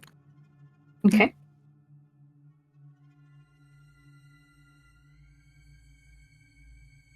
As you unfurl your scroll, you notice that despite it not being sunset, the way in front of you is still clear. There's a path that goes through the jungle. This way, and then that way. There's a little place that's marked over here. Perhaps a point of interest. The path continues, kind of dies out over here. There's another place of interest right here. It seems to be, perhaps, something in the water, and over here seems to be perhaps ruins. The picture is a little cloudy. It kind of fades in and out. But you see stonework that's been covered by vines, eaten away by time. Oh, this island's great. I can see perfect. Hey, Captain, come look at this. Captain Echo turns with tears welling in her eyes. Okay. She'll look over your shoulder. Does it show Oops. where my destiny is? No, but there's 2 other points of interest that, might help us get back to your ship. Okay. We should check them out. Might be fun. This is what you consider fun? For sure. We haven't even had a fight yet. It could only get better from here. She just kind of looks at you, sadly. Looks back at your map. Aurelia, are you looking at your watch, did you say? She's All figuring right. it out. As you look, you notice that It ticks backwards a little bit faster and then stops. And then it almost ticks forward, just staggers forward a few little seconds, a few minutes, and then stops. And then ticks backwards at a normal rate. Can't seem to make up its mind. Something is affecting your watch. That is weird, for sure.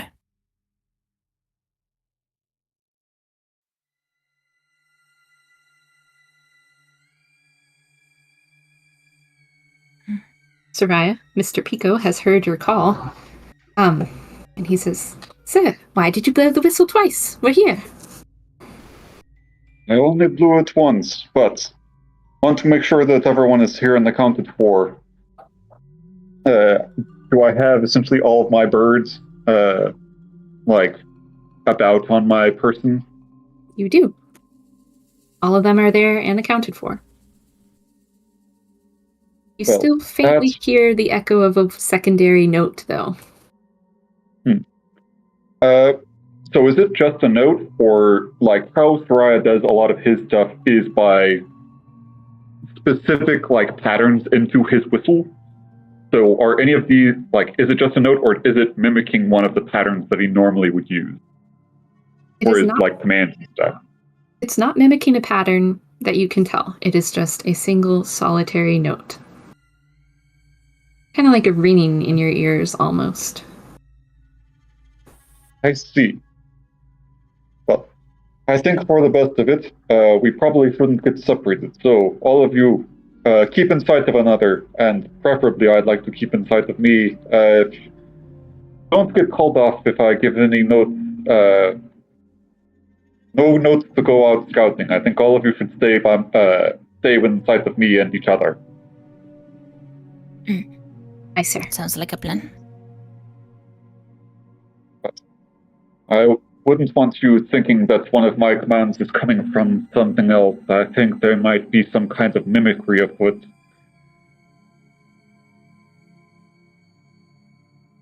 Captain Echo will agree. We should not get separated. Not in this fog, not in this jungle. We don't know what's around. And with no way off currently.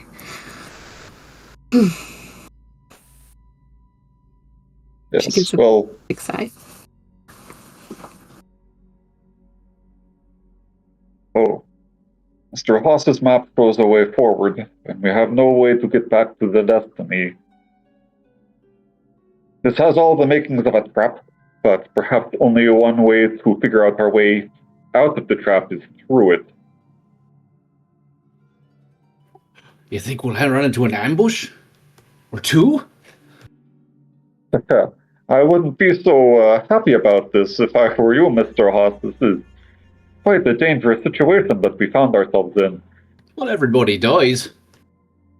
I'd like to die. I'd like to choose the method of my death in a comfortable spot after a long and fulfilling life. But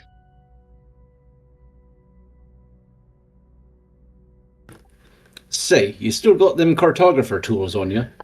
Might be a good idea for us to jot down what's on the map right now, so that way I don't gotta keep unfurling it to check. Fair enough. And he'll take out a fresh sheet and jot down the surrounding areas. And while I think also while he's doing that, he will, his talk with his flock will also be essentially counting him as casting mage armor on himself. All right, you do so. You cast mage armor, and your seagulls take up their positions around you, as close to you as they possibly can without getting in your way, but also not losing sight of you. And you make a note of what Haas's map shows.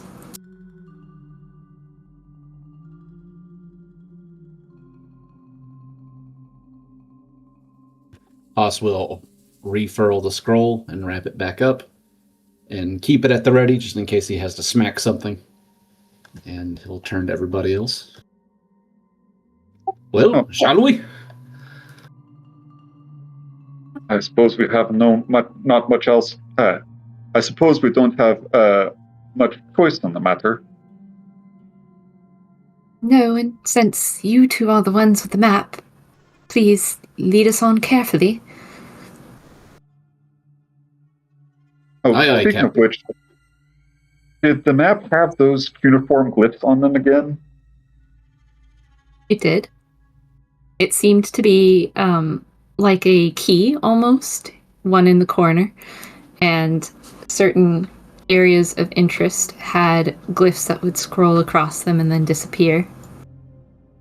A few other glyphs kind of appeared in the corners, perhaps paragraphs, perhaps riddles, you're not sure. You get the feeling after all of your study last night that if you only had a lexicon, this would be much easier. But since you've never seen it before and you don't have any place to start, you're dead in the water right now.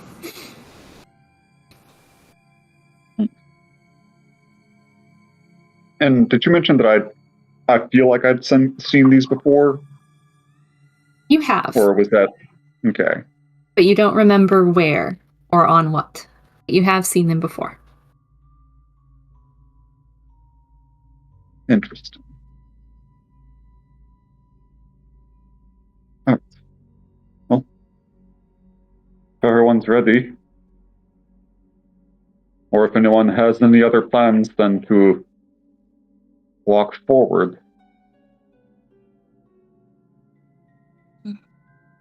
On our way then. Alright. Well, Would you like me to move you all as a party, or would you like to wander through the map? I'm fine being moved as a party. Please move as Admiral. Okay, then where would you like to go exactly? Austin, Soraya, you're the ones with the map. Where are you deciding to adventure to? I'm thinking, did the painted line, did it go all the way up to this fork and then continue north, but then kind of just note the pool and the ruins? Or did the line go to each of the point of interest also? He's very paint by number, so he would follow the path first and then do bonus stuff. The line went up to about here and then stopped. It doesn't say whether you should go right to the pool or left to the ruins. See, It just says go this way. well, Haas will probably take point and go up to make his way towards where the line would end and just kind of keep an eye out for any neat things, sightseeing, looking around, that sort of stuff. Okay. Would anybody like to roll a perception check as they walk? Or a nature check? Anything that floats your fancy, really. Mm-hmm. and I think Soraya would be just eagle-eyed to try and see if he can see anything.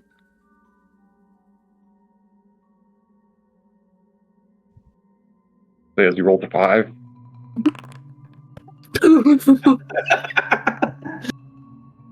What a great There's oil! nothing to see here. This is a nice adventure we're having. So, don't forget you do have inspiration and or advantage on a skill check of your choice for this particular encounter. Now, whether or not you want to use it now, not up to me. But just as a reminder. Yeah. Since I have an inspiration, I'm going to do an advantage for my perception roll, I think. Just roll it again regularly. Okay. Oh, yeah. Well, Haas, you are nose down, tail up like a beagle, and you are just following the path. You are looking where you're walking, and you're having a grand old time of it. You've done this before with your map. You're just used to how it works.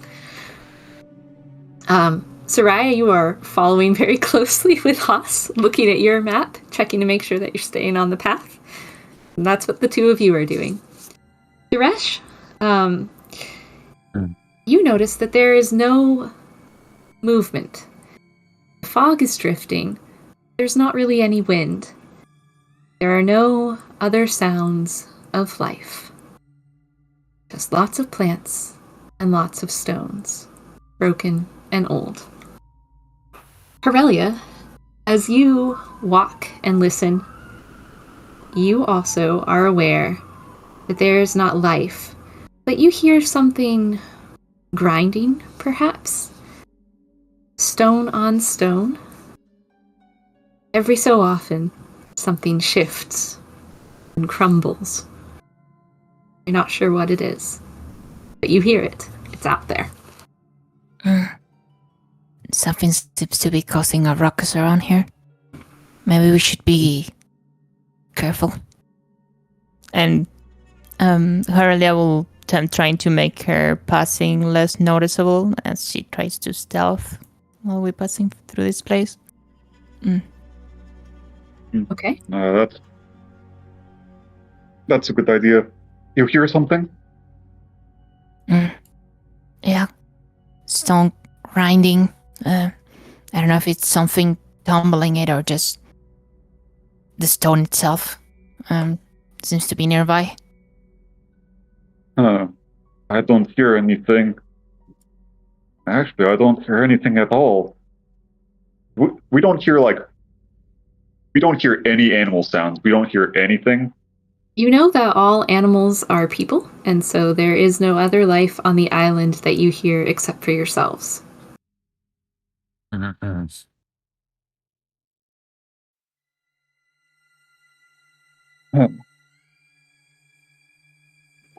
Well, we're coming up to a fork, so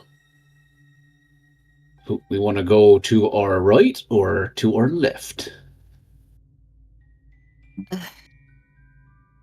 That's a good I question.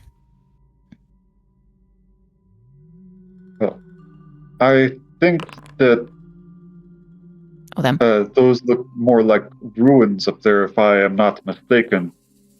Ruins mean people at one time or another might give us more insight as to where we find ourselves.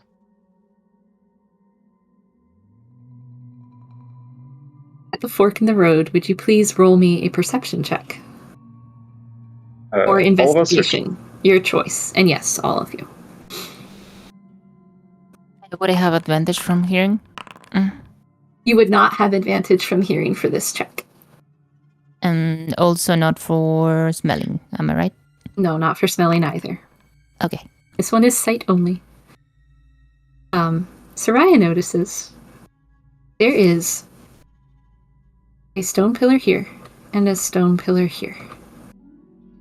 And on the one, it seems to have perhaps the faded markings of what's on the map. Those same strange cuneiform symbols carved into the stone. But it has also been painted over. And it says, "A pond of mirrors, payment required," and a little arrow pointing this way. And on this stone pillar, painted on top of those cuneiform symbols, it says, "Xochel's Emporium." This way. Does it seem like these are like one-to-one in terms of a translation?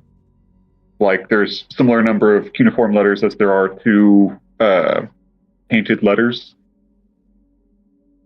There are not. Okay. Does In the fact, paint look... well, go ahead, ask your question. does the paint seem comparatively fresh or old? The paint seems rather fresh. The cuneiform seems very ancient indeed. There is no one-to-one. Even the words, there seem to be far more words on the pillar that says Xochel's Emporium, and far fewer words on the pillar that leads off to the pond of mirrors. Payment required. It's almost like graffiti has been painted over, but it doesn't seem to be an exact translation one-to-one. But it's recent.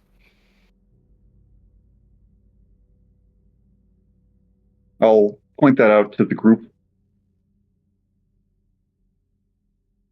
Looks like there's some amount of guidance on what these places are. Judging by the age of this paint and us being in a tropical environment, I'd guess that this is relatively recent.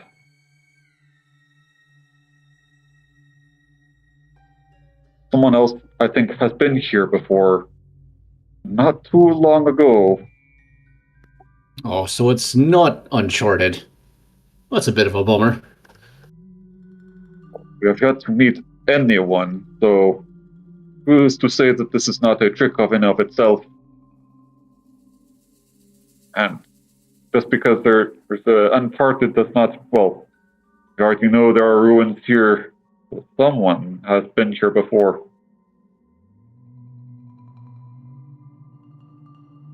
I don't quite like the look of payment required.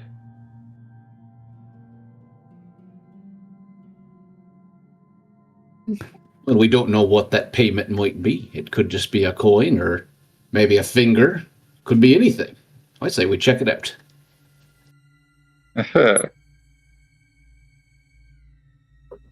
Well, None of you have heard any sort of other signs of life, have you? Who painted this? And Captain Echo will go and actually take her finger and rub at the paint.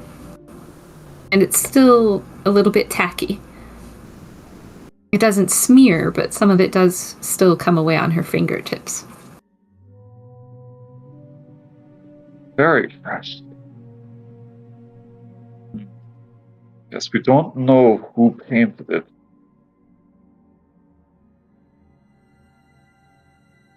I don't know. I don't know if the pool is wise. But if you think that it has some clue as to what's going on, we can check it. But we should, I hate to sound like a broken record, but we must be very cautious, Hoth. We don't know where we are. We've lost our way off of this island. This isn't a game right now. All right, fine. But I will say, in my experience, the map isn't much of a sightseer. Everywhere it's shown up has had some importance to me. At least to where I'm going. So, with that said, we can put it up to a vote. You have more experience in this. If you think that it genuinely will lead you forward, then we can check it out. As you all stand here discussing, you feel, once again, the same effect that took over when you first set foot on the island. Aurelia, your watch continues to tick, maybe just a little bit louder, in rushing and staggered patterns. Daresh, the lump in your pocket, perhaps gets even warmer and just a little heavier. Haas, the scroll on your back, rustles yet again. And Soraya, the whistle, it changes its note. It's still one faint note that echoes under everything like a ringing in your ears, but it is now of a different key.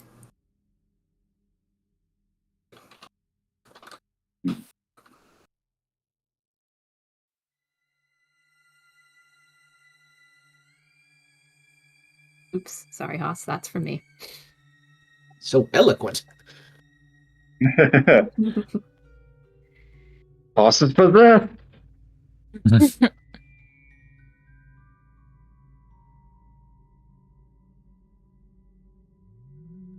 Well, that was sure strange. What? Oh, your outburst. Oh. I guess yes. We should do it as a acting up. Your scroll? I have been hearing it and the echo of my whistle continuously going.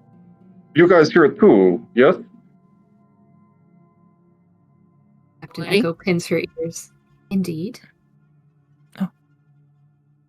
Okay, so you hear it too. That's comforting in a way.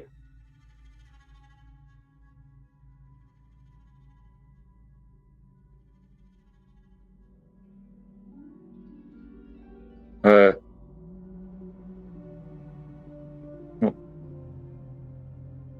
anything else that you, well, I guess we should take a vote. Whoever wants to go see the mirror pool, or at least see the mirror pool first, or think that we should see the mirror pool, raise your hand. Hoss will raise his hand. Quite intrigued by it. Herlia will raise her hand as well.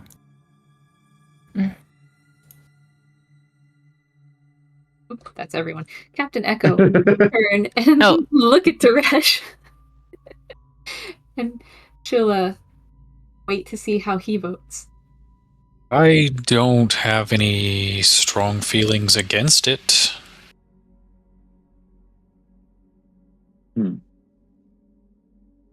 So, I suppose 2, 4, and 1 potential maybe. And Soraya, how do you feel? You're rather against it, I presume. I don't trust it, but Hoss is the one that we are going by Hoss's map, and if Hoss's map is our only guiding light here, if it says that we should check it out, I don't trust it, but it may be our only clue. So if you guys think that it is worth it, then yes, we can go, but I just don't think it's safe, but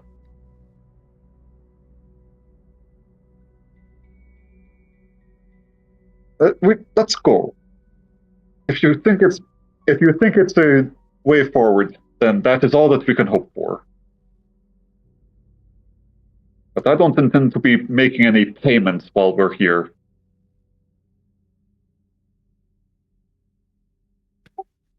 Sounds good then.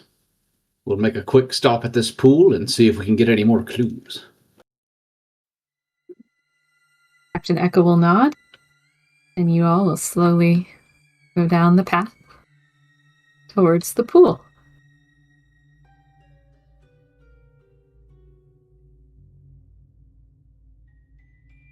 Eventually, you'll notice that following the map, the road kind of comes to a crumbly end and goes off further into the jungle, but you can hear the trickling of water off to your left. And so you know that you have to go through the jungle a little bit to get to the pool.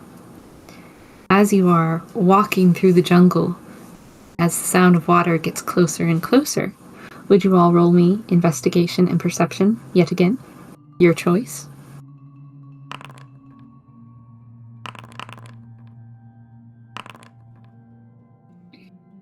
All right.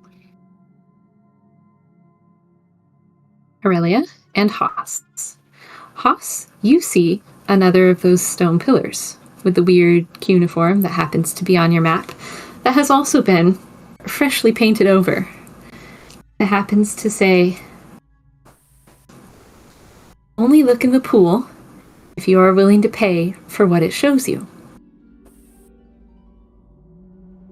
And Aurelia, as you walk along, you hear the grinding of stones yet again.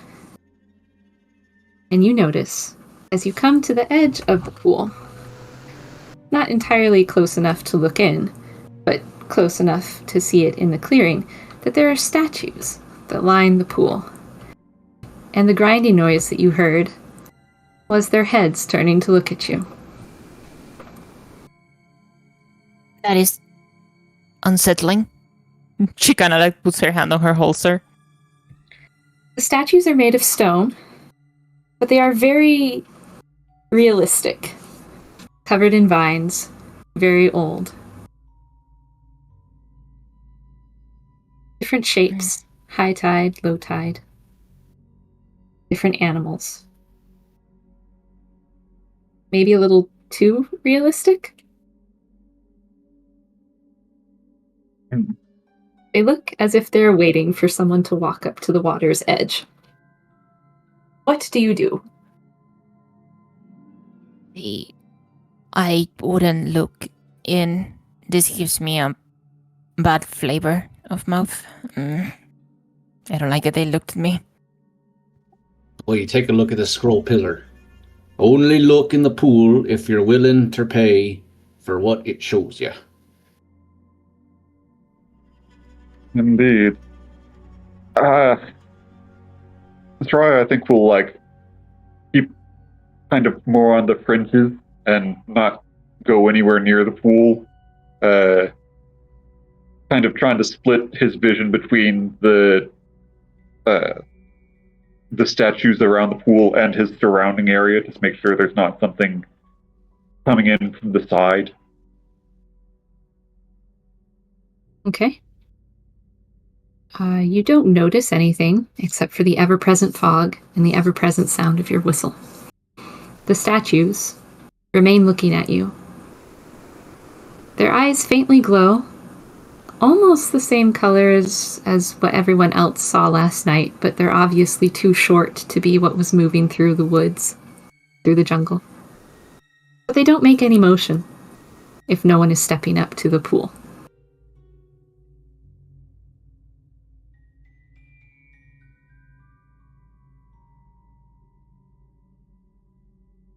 Is there any chance that any of us might have heard maybe an old yarn about some sort of fancy magical pool from overhearing it at a tavern or something? Roll me a history check.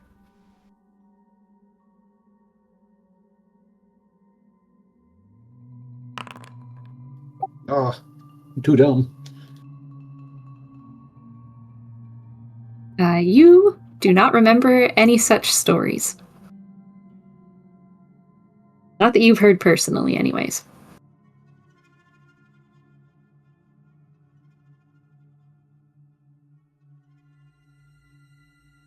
Captain Echo decides to stand back with Aurelia. I don't think I want to be looking. I would rather just find my boat. And, Destiny won't be in a pool so small. So, if any of you wish to, I suppose, do what the pillar says, that is at your own risk.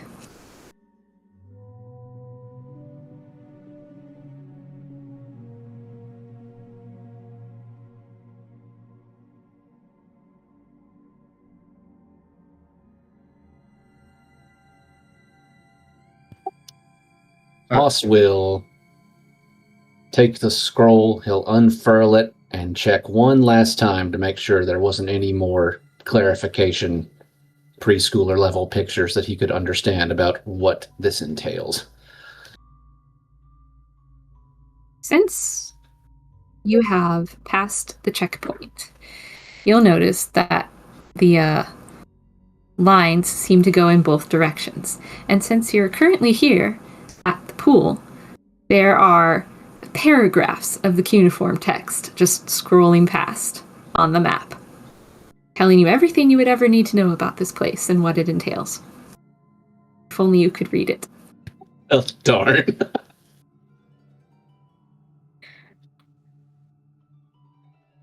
Suresh, were you trying to say something? No, not at the moment. Resh is not a big fan of spooky, cryptic, ne'er-do-well magical stuff. He's not a big fan of that at all, so he is not going to be looking in any pool that demands some unspecified cost. Fair enough.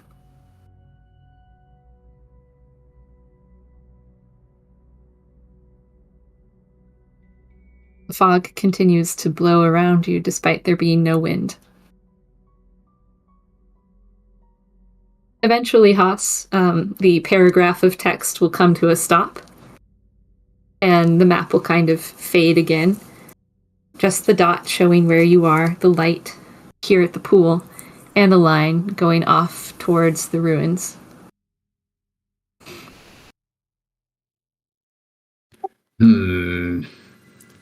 He'll wrap the scroll back up and then think for a bit. I don't got a lot of coin, and I'll be in big trouble if I'm caught without all 20 of me digits.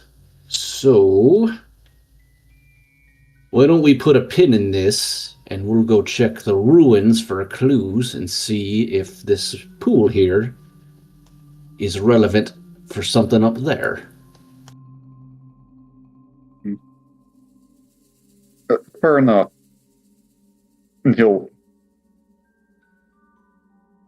oh yeah. No, I think that might be a good idea. You can see Soraya's visibly uncomfortable with being around these odd statues. Very well, then. Which, as a note above board, if you want to look in that pool, August the player is 100% on board for you looking in the pool. Soraya the character does not think it's a good idea.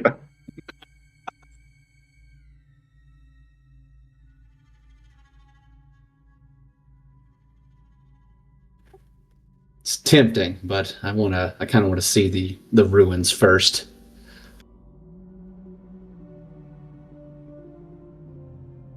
Well, lead on, gentlemen.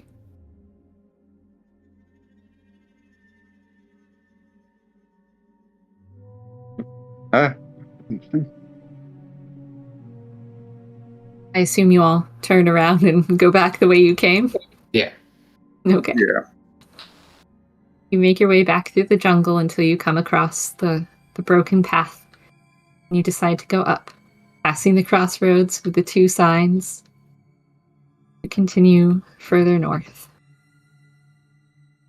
Until, yet again, the path kind of peters out, and you see, in the distance a little ways, kind of down the slope of a hill, what appears to be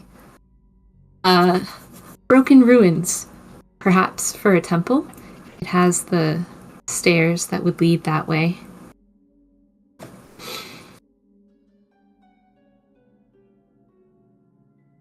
We'll probably check it out, and Soraya will, I guess, make his way towards the temple structure. Okay.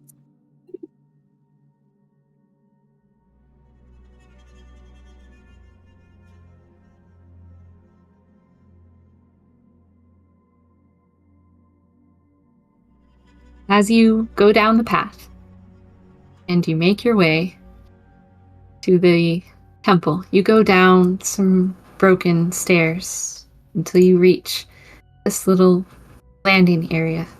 More stairs seem to go up to a flat kind of platform with a engraved something in the middle. Pools of water surround you. There are 8 pillars with totems on them, covered in vines. There are big plants, broken rocks, and rubble everywhere.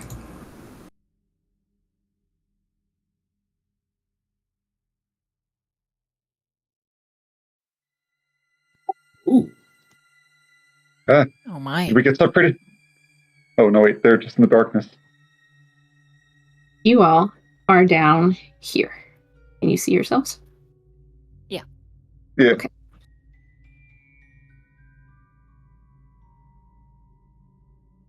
Faint ethereal lights glow from unknown light sources, lighting the scene. You presume that this is the Emporium, but roll me a perception or investigation check, as you will. Rolling hard today.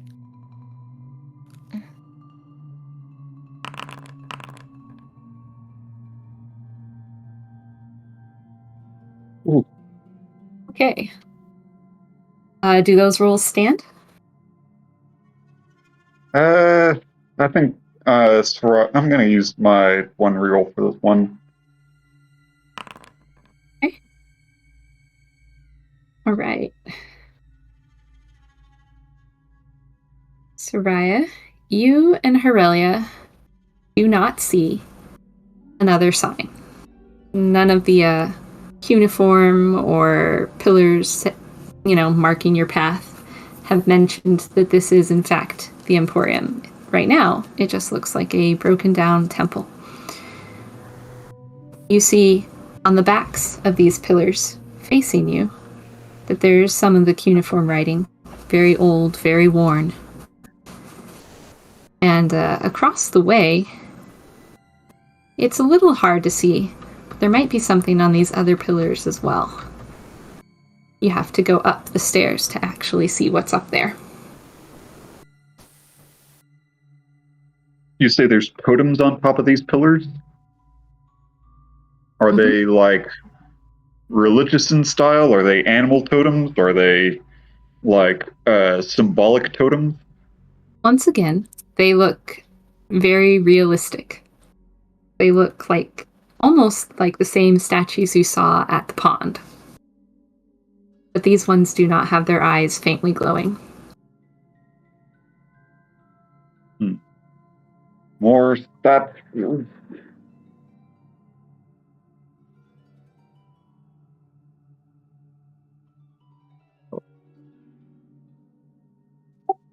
It's a big temple.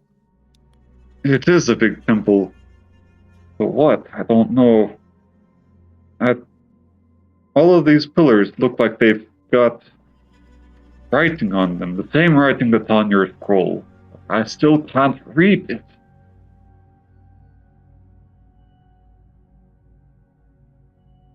I think we need to look deeper inside.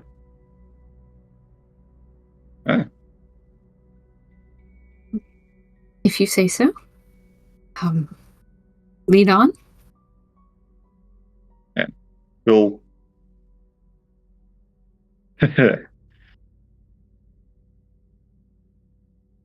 I will just walk a little deeper.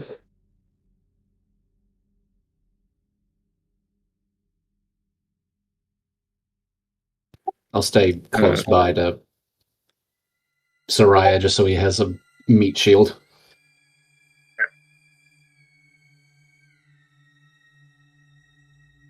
I guess, is there the same image that's here in the imagery, the same, this center image? Is that what we also see in game? It's similar, but a little bit different. Would you please roll me? Let me check and make sure I've got my lore right. Would you please roll me a religion check if you're examining the center? Religion. Where is my religion? 17.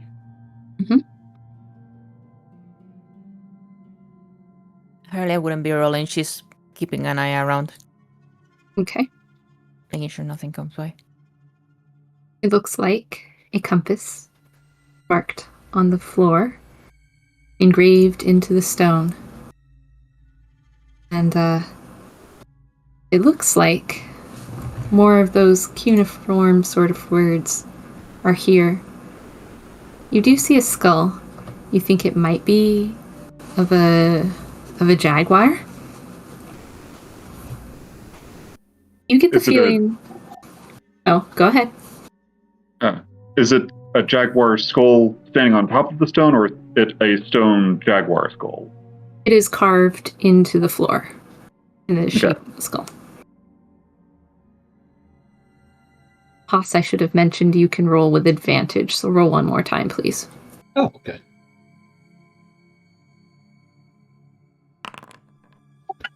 Oh, no! That's so rough, Haas. Go to church, Right, huh? I do know. That is incredible. Soraya, you feel that this temple was for a cult, but you feel that it was not part of the devotary of the Squall, and you know that it's certainly not part of the establishment. But you're not entirely sure what it might be a part of?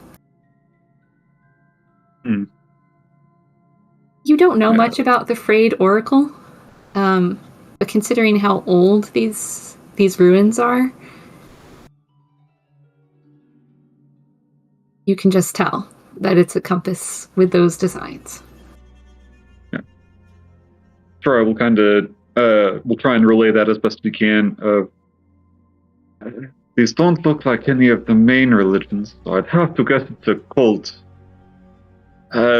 What little I know seems to suggest a frayed oracle, but I'm not really familiar with that sect.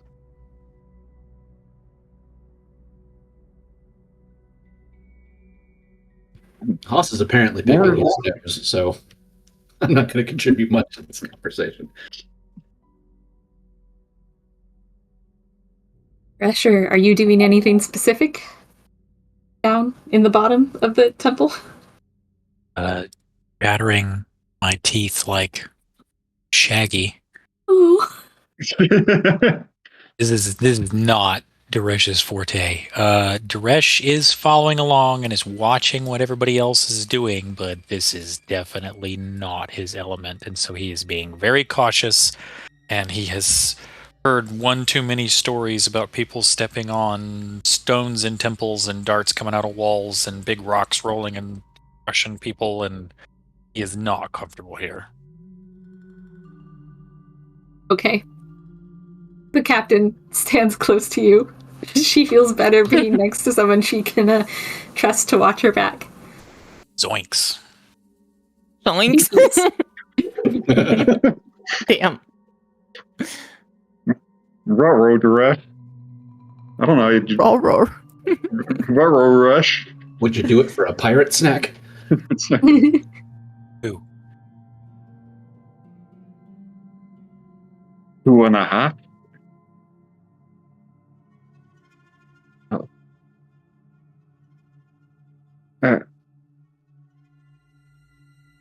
There's just more writing.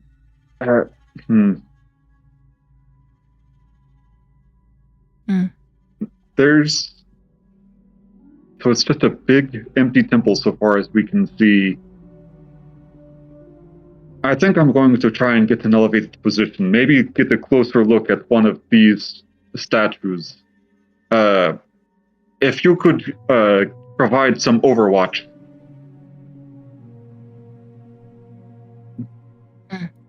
We'll keep an eye out. He'll take flight and he will try and fly up to the closest totem that he can see up around in this general area, this closest totem. He won't touch it, but he will get, within 5 feet of it. Okay. Roll me investigation or perception, your choice. All my attributes went away. Perception or investigation? Mm-hmm.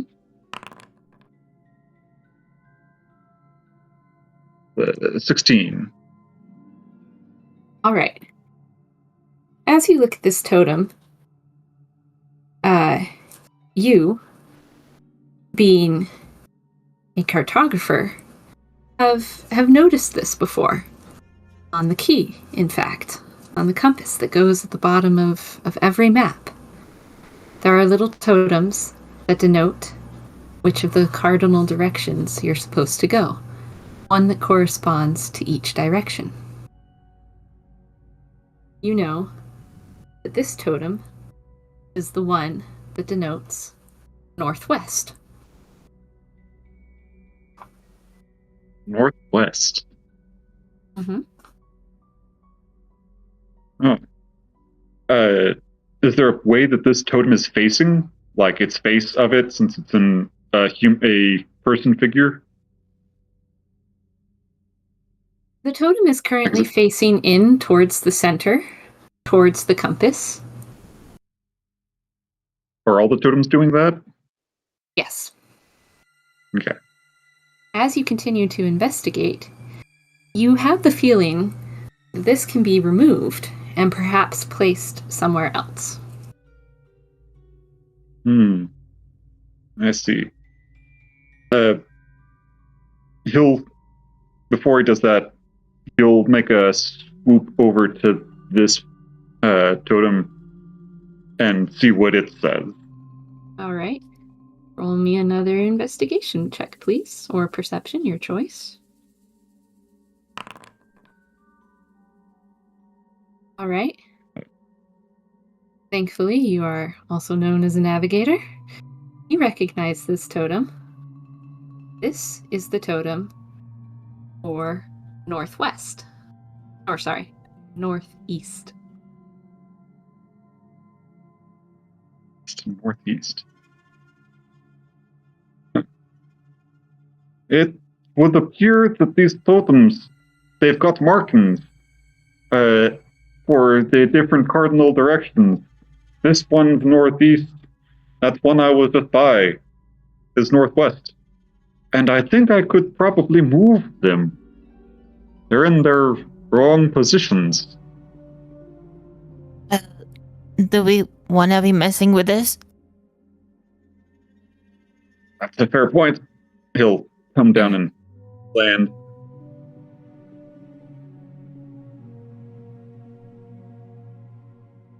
She kind of looks at the captain, waiting for confirmation on what to do. Captain just kind of stands there, shaking next to Daresh. Well, I don't really want to be messing with anything. I also don't know how to get off the island, and the whole purpose was to try and find some way back, wasn't it? I don't suppose this might be the way back. Actually getting a compass that would point us in the direction of my destiny? Perhaps. Well, past your map, it only said that we had the two directions. The pool that we had to pay the price on, or this temple, yes? We didn't have any other courses of action that you know of? I hadn't checked it since it buzzed last time. Let me give it one more look. It's awfully chatty today. Haas will unfasten it real quick and then take a peek and see if he gets another Wikipedia article that he can't read. This time, Haas, it starts out with you having the light showing the temple and the aforementioned Wikipedia article scrolling. But as you continue to watch, the light on your map kind of goes dim. The page goes a little blurry, and the lights that denote where you and your crewmates are turn to that reddish purple of the lights that you saw in the jungle last night. And your map goes dark.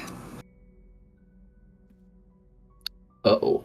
At this point, Soraya's whistle changes to a different note. Aurelia, your clock tick-tocks in its varying different patterns, a little faster, a little slower, back and forth. And Daresh, the lump in your pocket, it's yet a little bit heavier and a little bit hotter. That's worrisome. You guys also have something changed? I feel like the whistle has gotten louder. I think this may be some sort of... I don't know. I think the longer that we linger here, the more that something might happen. I think it might be best if we just try something. Something to move forward with anything. I'm going to see if I can move these totems into their right position. Maybe something will happen then. But at the current status quo, we may just be waiting for something worse to happen. That is true. Sounds good. Do the totems look like they have any good grip for me to climb up on and help Soraya with? Yes, the pillars are easily climbable, and the totems, being in the shapes that they are, definitely have plenty of handholds, despite their crumbly nature. You can move them with ease. I think Soraya will kind of start out by just popping over to essentially make a take flight once again and do a sweep against each of the totems to get what their positions that they should be are. Okay. As you go to each pillar and you look corresponding to the compass that's in the floor, you know that this should be north, northwest, west, southwest, south, southeast, east, and northeast. And currently, the two totems that you know of are northeast and northwest. You would have to make Okay. investigation checks on each of the other totems to decipher which one they are.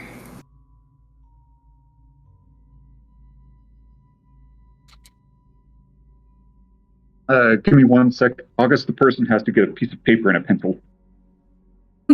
Yes, by all means. While he's fetching that, I'm going to climb up this pillar that Haas is by and do an investigation check to see which one this is. Okay.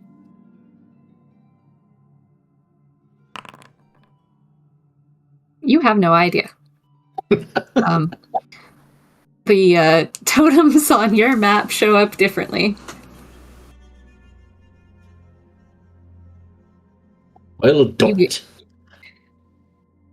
Okay, I'm back. Okay. Would you like me to go over what they should be again, in order? The northwest, the northernmost and to the left is north, and they circle back in their cardinal direction Yeah. regularly afterwards.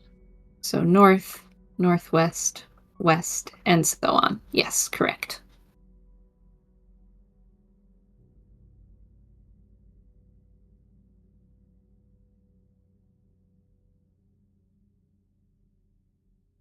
Okay, but there's no one for east or west. They're just north, northwest, and okay. North, northwest. And this would be west, Oh, that would be east. southwest, Yeah, west. Okay. south, southeast, east, northeast. Those are the pillars.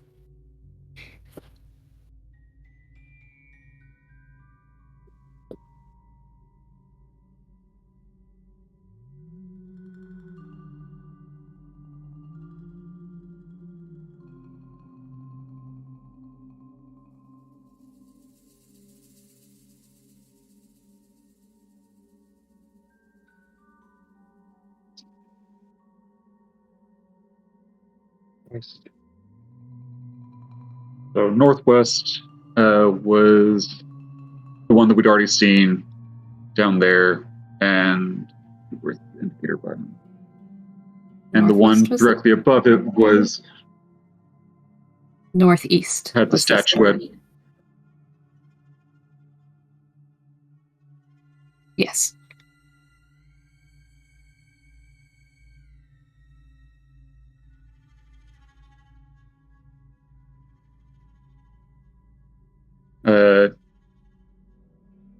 I guess to get everyone, so I'm just not making all the checks, I'll land and basically relay what the symbols of what symbols they should look like for a general part would be, and say, okay, if we can get, I think, move the statues into their right spot, but each of these should have a symbol that corresponds on their base, like this one. So that one over there, that's northwest. That one has the symbol for northeast, which is this one. So then we need to just figure out which statue is on which pillar right now.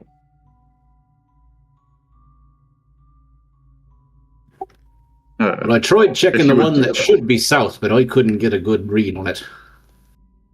I can try and You check see. on them as well. Yes, if you would, just so that I'm not checking everything. I'll check these ones up to the north. Captain Echo will fly and try and check this totem off. What's supposed to be west? All right, so if y'all will roll me those investigation checks. Yep.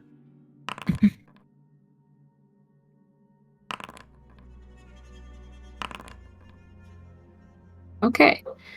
I will also roll my investigation if I can find it. Nope. Oh no!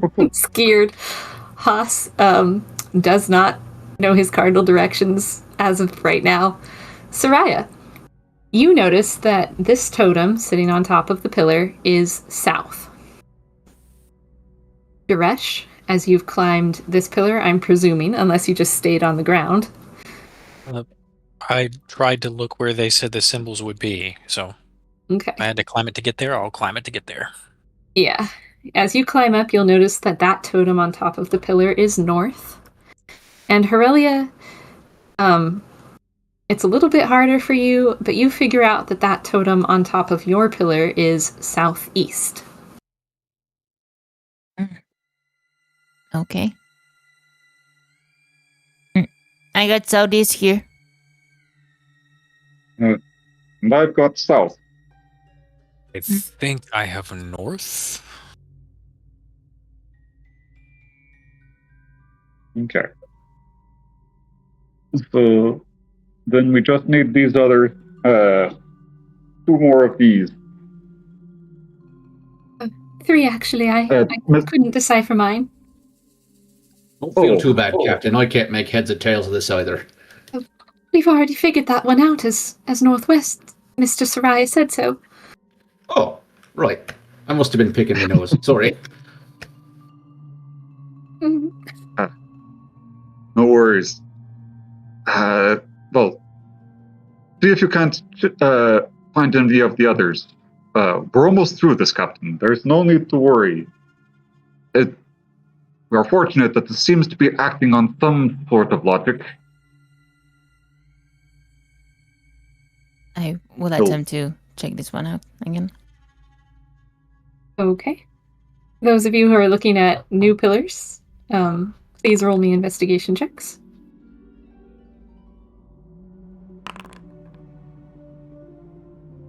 Captain Echo will try again.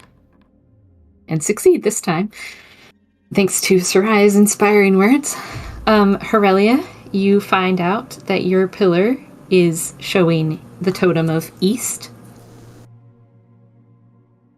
Soraya, you find out that your pillar is showing the totem of west. And Captain Danica will say, mine shows southwest. All right. Oh, okay. Oh no.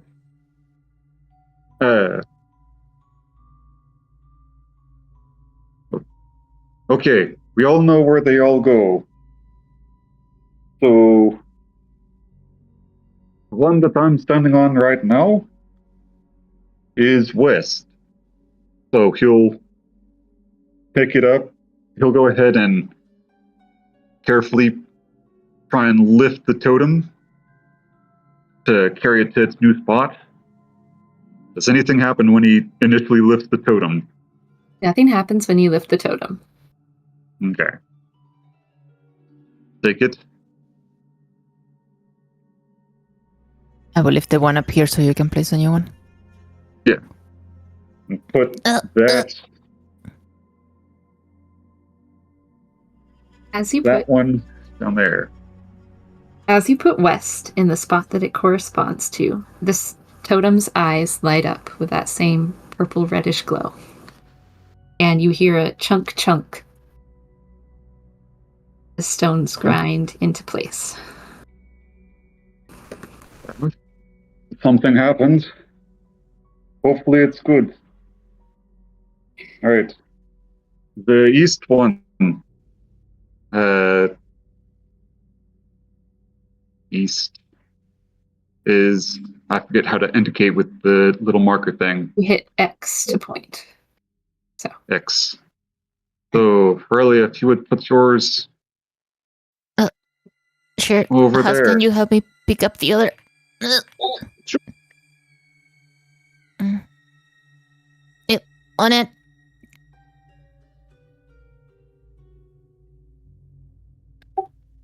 Haas will take the one that's on there off.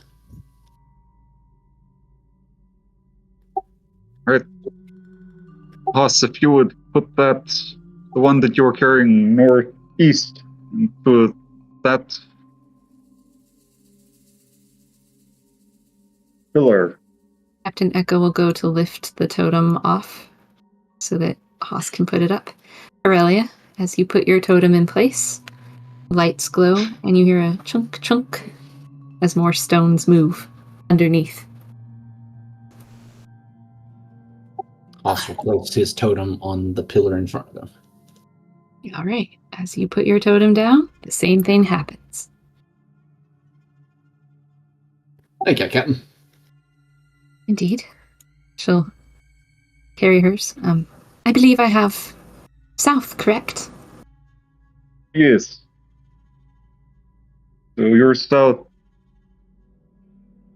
Ah, yes. Right there. Has that one been taken yet? It has not. Haas will No. take the totem off.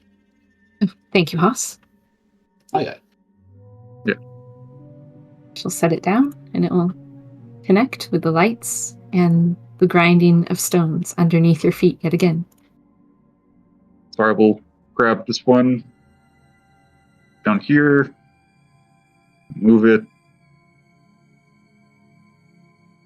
from north to this now empty position up here. The lights shine, and the gears grind. I will pick up the one here. Plus, the one that you should be carrying goes into where Aurelia had it. Haas will hop up on top of the pillar and set her down. The lights up. I place the one I have on this spot. That should be northwest. Aurelia, I believe it Oh, goes to I this thought it was one. southwest. I'm dumb. Nothing happens when you place it on the spot. She grabs it again, gets embarrassed. Oh, wrong one. You guys didn't saw anything. And pokes it here. The lights up. The gears grind.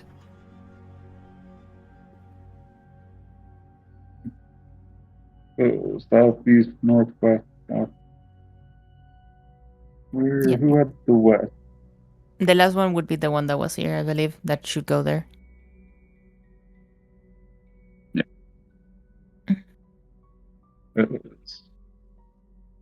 Oh.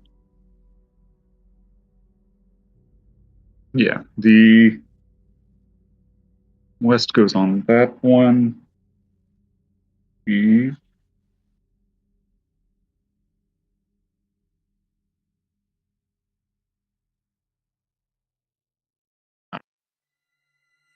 this one is southwest. That goes on to here.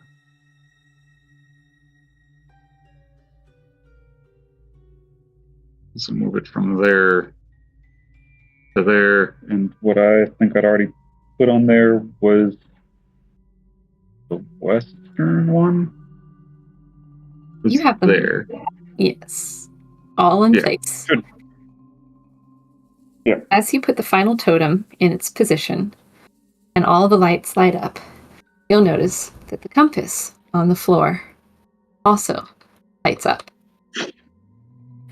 And the grinding of rock and stone gets louder as the floor to this temple descends into the earth. The ring in the middle, or the whole floor starts to give way? The whole floor from the edges of the stairs starts to slowly descend. It's like nothing you've ever really experienced, but it's steady and slow. It's not Like a freight crumbling under your elevator? feet. It's like an elevator. Going down.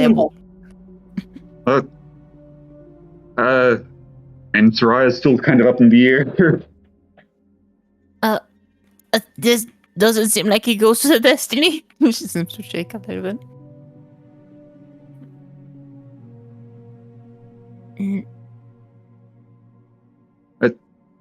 It looks to be some kind of elevator.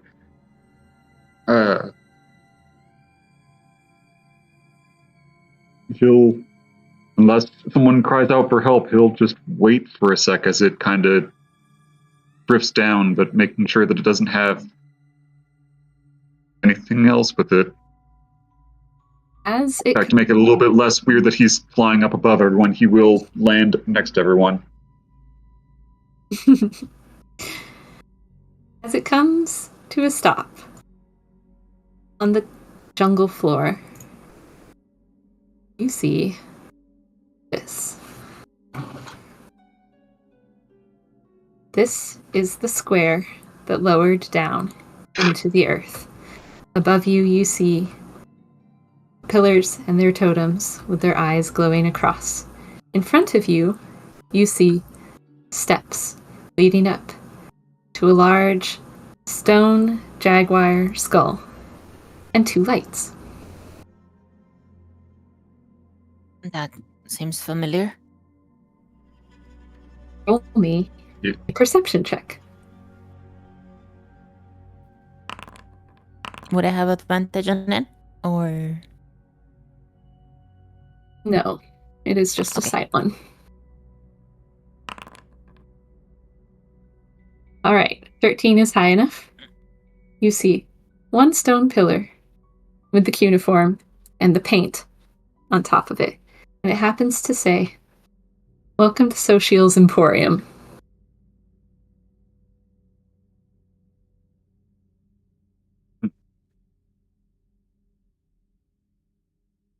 Well,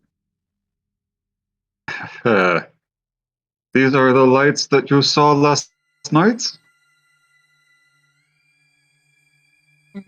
They look like it. All our lights on me map turn the same color too. Lovely.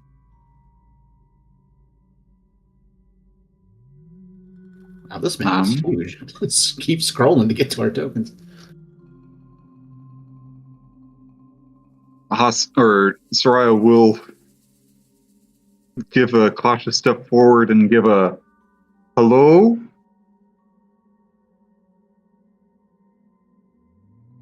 You hear no reply.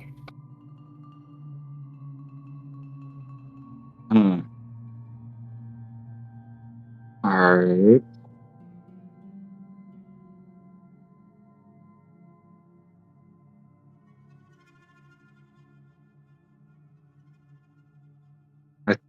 It seems to just be a statue. But this is all that it's brought us to it. I think I'm going to get a closer look. Would we be able to make any kind of check to see if we've heard this name in passing from anywhere? Yes.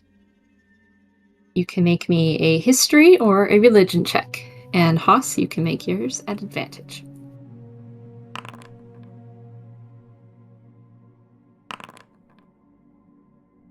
Early holds her gun out. Not much else. Resh is not strong on either of those things, so I don't know if he would be able to make a history or a religion check. You can always try, but if you don't want to, that's fine. I mean, out of character, I don't think he would even know either one of those things. He's like sort of ambivalent, but Okay. Well, yeah, the dice know. Dice know.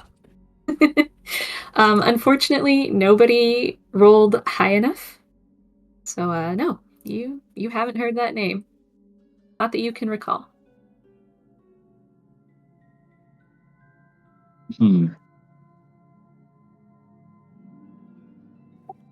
Let's have a look around. As Soraya touches the stairs and starts to go up, Huh? lights turn on. And you hear a voice echo from behind the jaguar skull. "Welcome, my children. It is so good to finally have company."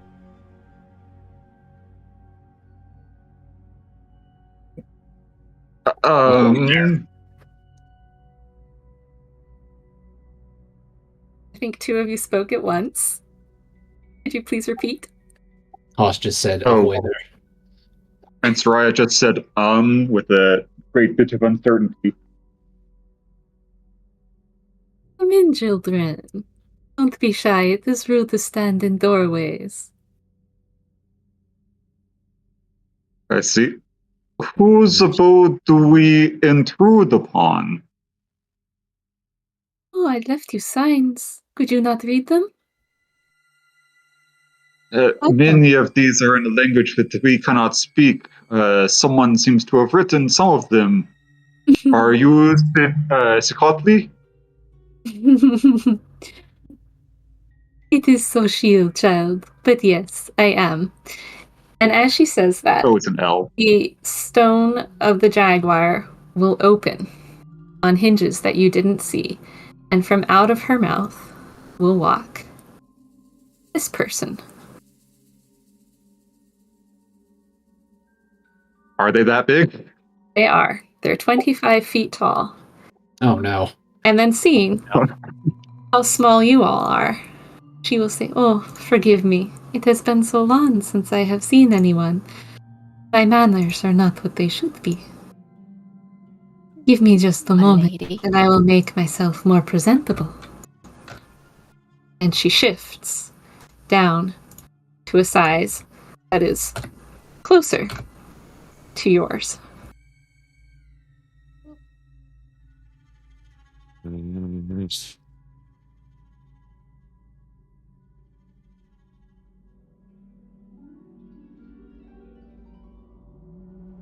Well, thank you for inviting us into your home, madam. You're most welcome. I very rarely get visitors who make it through the sandbars, so it is good to see such people who are strong enough of mind and body to have made it to my store. Oh, you're a merchant? As the sign says, this is my emporium. You're welcome to browse my wares if you wish. And you'll notice as you get closer that these lights happen to be illuminating wares hidden on the stone steps, lined up neatly. Most of which appear to be odd trinkets, potential artifacts, hoodoo type sorts of necessary things, candles, straw dummies, jars. A few of them happen to be jars of animal parts that you would recognize: eyeballs, fingers, toes, that sort of thing.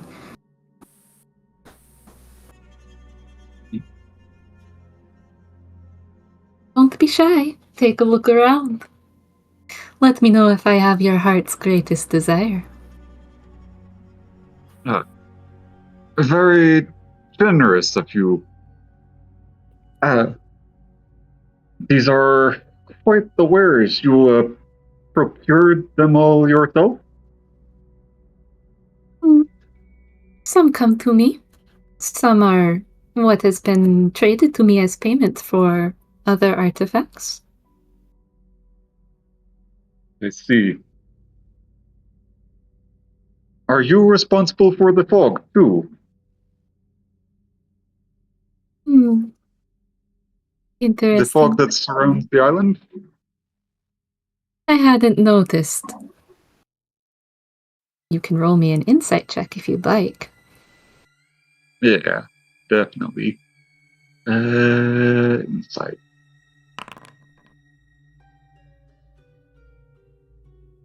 15. Fog is the same color as the lights in all of the statues and the lights surrounding her store. Although she hasn't told you as much, you get the distinct feeling that she is most definitely responsible. Although why and for what purpose the fog serves, you don't know.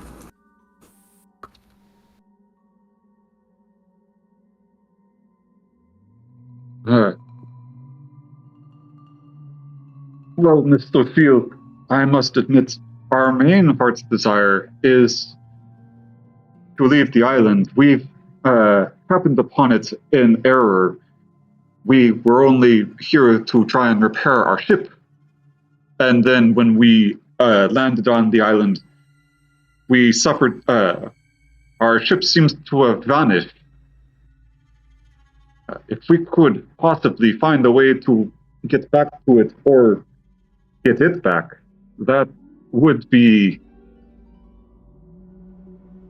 We would be most grateful. She nods sympathetically. She'll give a look over in Haas's direction, and then look back at you. I do not know that you found me in error, but yes, I can help you find your ship again, if that is what your heart truly desires most. Is that what you would like from me? Well, you are a merchant. Forgive me for being so abrupt, but merchants always are looking for trade, and there is always prices to be associated with such things. Indeed. I would hear it before. I would hear it. Well, what about your whistle? My whistle. I see. You just want it? For what purpose would it serve you? Do you not know what you have, child? I know what the whistle means to me. It is of great significance. It is of great personal significance to me. But not to you. To you, it would be merely a bosun's whistle. There is nothing magical or even particularly special about it to anyone that is not myself.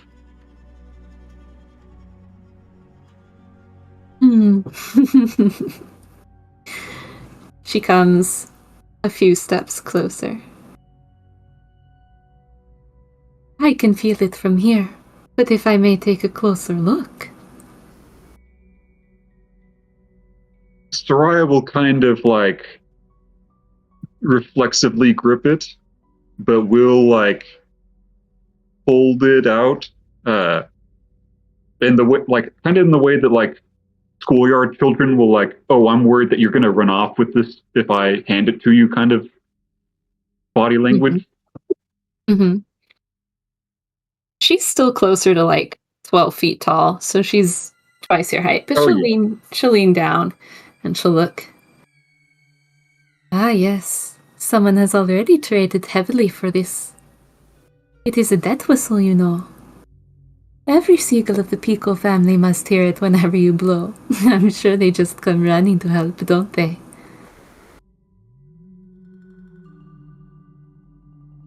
Me and Mr. Pico and all of it, my comrades have an agreement. It is not binding contracts that we have between each other.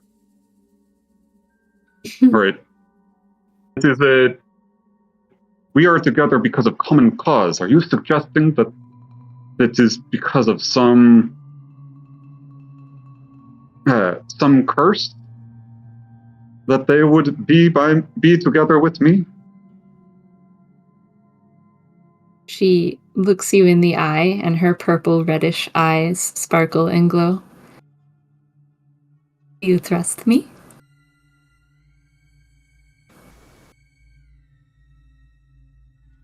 It would be a little bit rude to say that I didn't. She will. I'm sorry. I have just met you. That is very rude of me to say.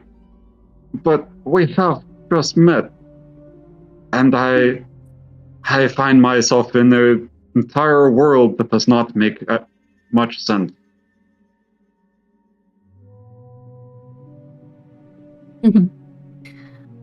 Well, I would say then to you that curses are a matter of perspective. But perhaps if you were to rub the paint off of your whistle, you would know. And she'll go back to her spot.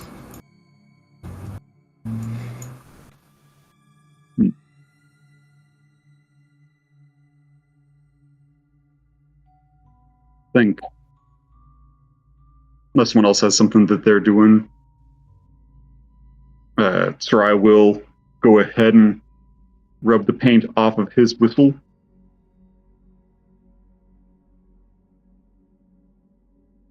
Okay. Mm.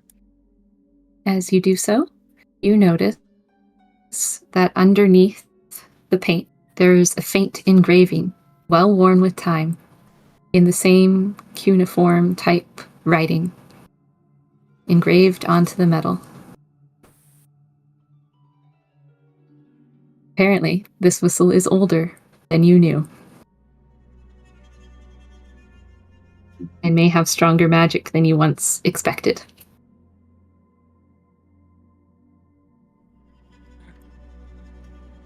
Oh, sorry, yours and something. Oh no, I'm I was about to say done. if there's anything else someone else would want to do. Oh, no, I saw your mic light. I was like, oh, you were about to say something, my bad. No, but Harley would just, like, after seeing this whole thing, will pull out her watch and stare at it, and stare then at the whistle that Soroja has in it.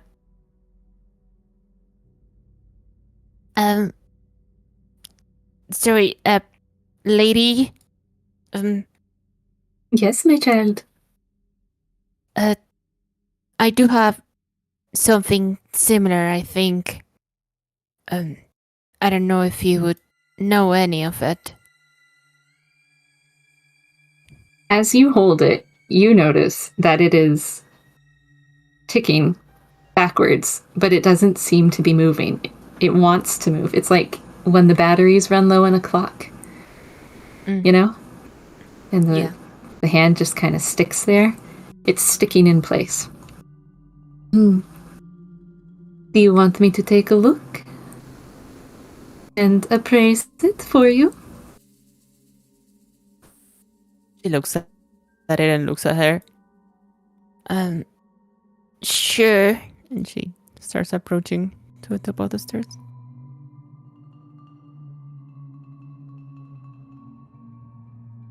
She'll sort of hand it over, still attached to her. But Well, this is very interesting. Have you had the chance to experience what it will do to you? she looks slightly confused, cocks her head to the side. What he would do to me? I take it as a no, then. Yours is the same. If you trust me, I will show you. She looks at the lady. Kind of looks for a second to the rest of the party, looking for reassurance or what are they thinking about? I think, and it wouldn't be very hard to see, you'd see an immense look of consternation of Soraya looking at the whistle and kind of also looking at Pico by his side. He seems to be deep in thought and not particularly in a happy course of thinking. I see. Haas is deliberately trying not to look at Xochitl. +1 valid. Sure, if it's not too much work. Xochitl will kneel down next to you and using her claw will very carefully scrape at the paint on the back of your watch. And as she does so, you will see some of those same cuneiform letters show up that had also been hidden.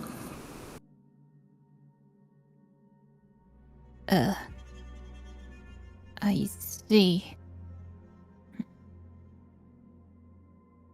She gives you a toothy grin. Oh? I know the maker of the watch. Oh, you know them? Well, I suppose I should say I did. But it is fine if you have it now. It suits you. Then I suppose I could keep it.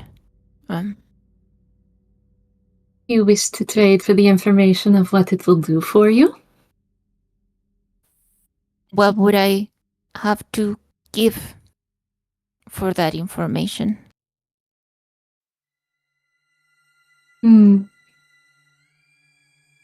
She'll look at the party. None of you looked in the pool.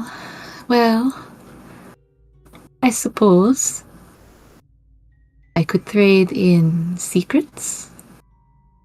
I could trade in time.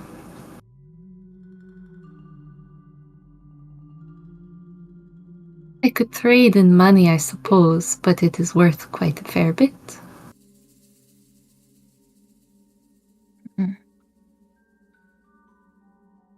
I could Wow. trade in service, if you're so inclined.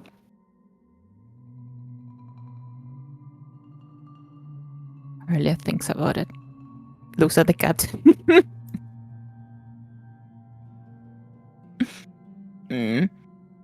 One second. I need to think. What would a secret be?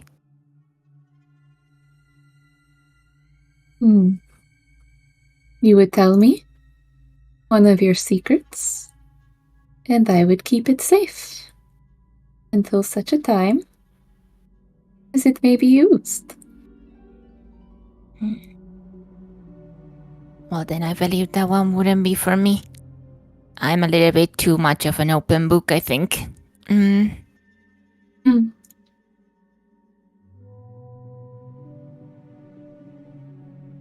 It is up to you if you want to know. The offer stands. And she'll back up to her spot. Don't be shy, child. You can come and look at the wares. She'll call down to Daresh. And Captain Echo, who also hasn't moved. Resh is not. We were out of his element in the spooky temple with the spooky light up statues, and now we're talking with a giant panther lady who's trying to trade their metaphorical existence piece by piece, and this is exactly why he works on boats. This is why he does not go where people and things and temples and spooky stuff are. Daresh, against his better judgment, doesn't want to make this giant woman mad, so now that she's finally noticed him, he's going to carefully and slowly slink up to the temple and say, I don't want to appear rude, but I don't have anything worth giving away. The weight in your pocket is nearly burning, it feels like. I finally take a look at whatever this is that's been itching at my side. As you do, you notice a stone. It has the same type of cuneiform runes that everyone else's artifacts have listed on it, and it pulses with a glow. As you take it out, it seems to cool off almost instantly, like it's happy to be held, expecting to be used.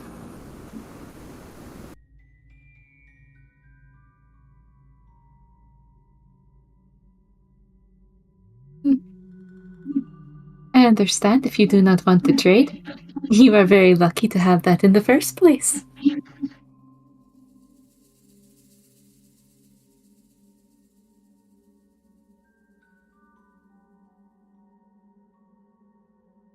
Have I seen this rock before, or did it just appear on me?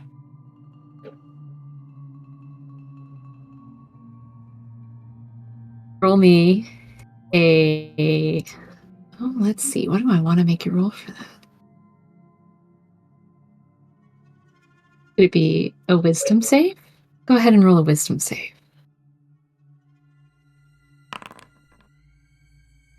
You're spooked. You don't remember Yeah. picking up this rock. But now that you're thinking about it, you've felt its weight for quite some time.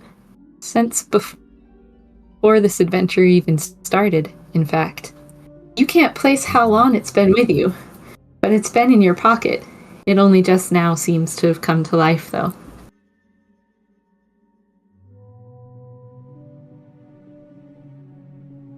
So she will look at you and see all this emotion pass over your face.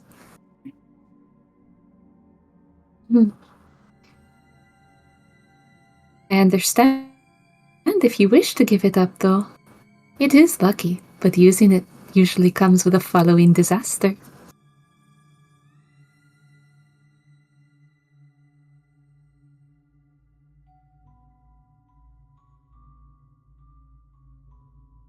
Okay, so above board, Duresh does not trust magic. Most of the problems that you run into Okay. on boats that are just normal stuff, you can solve them. Hard work, ingenuity, that's what being on a crew is all about. But magic is an unrestrained element and always causes problems. He does not like magic. He does not like the fact that there's this spooky rock that apparently has been in his pocket for who knows how long and has apparently brainwashed him into being in his pocket. If he'd have known it was magic, he wouldn't have had it in the first place.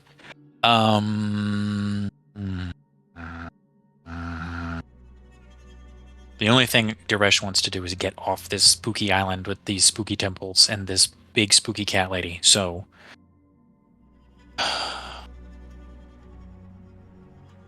if I were to give up this rock in trade, what would you do for us?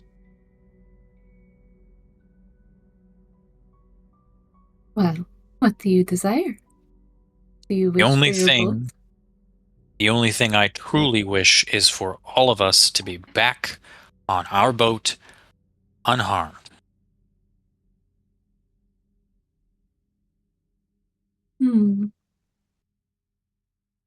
She comes up to you and looks down into your eyes.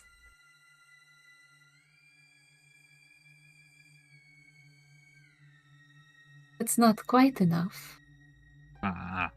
I would trade your stone for the boat, but I would also need you to do me a favor.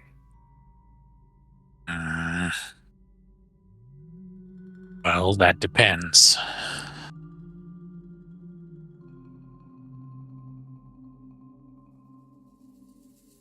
A little favor. An easy one.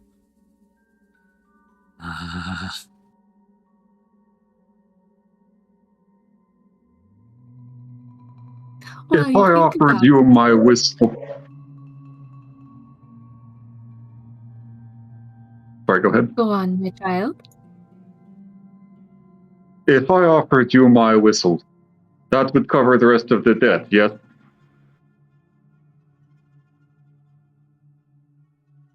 Would you see us back to the ship safe and unharmed?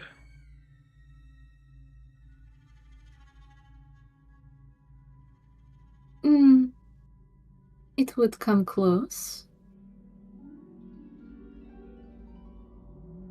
There is still yet more to give. These are not valuable enough for you? Well, it would be enough, I suppose, to get you back to your ship. But not to I leave. do still need my favor done, and you are going in the right direction. I'll look over at Haas. He will shuffle, feeling her gaze on him. But he'll steel himself and then finally turn around. And what do you need from me? Have you looked at the map to see where you are going after this? I spied a glance, but I couldn't quite make out anything in detail.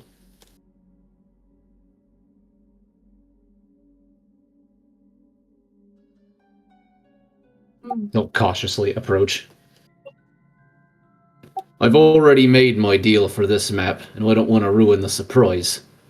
So what other payment can you get for me? Just the favor. I would give you something for your whistle, something that would help make the way to the grotto a little clearer on the map and on the seas. For the rock, I would give you the boat. But for you, I would only ask for a favor. And she kind of points her claw at your chest, Hoss.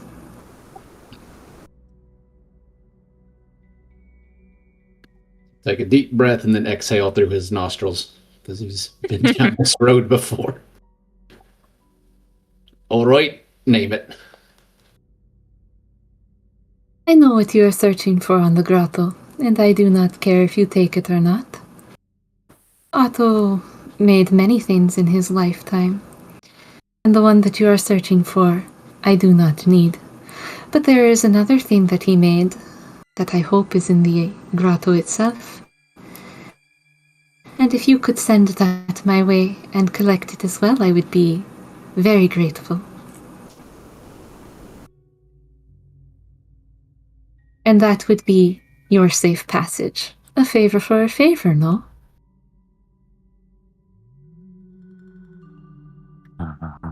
He'll drum his finger toes on the stone floor for a bit, crossing his arms. All right. Deal's a deal. He'll extend his hand. She'll extend hers, and as you shake, a vine will wrap around your arm and tie itself there. Tie this Right, vine. what's this? That is to make sure you do not fail. Tie the vine around the artifact that I need. It will show up on your map. And then once you have it and are back at sea, toss it in the ocean. That's all you do. Easy as that.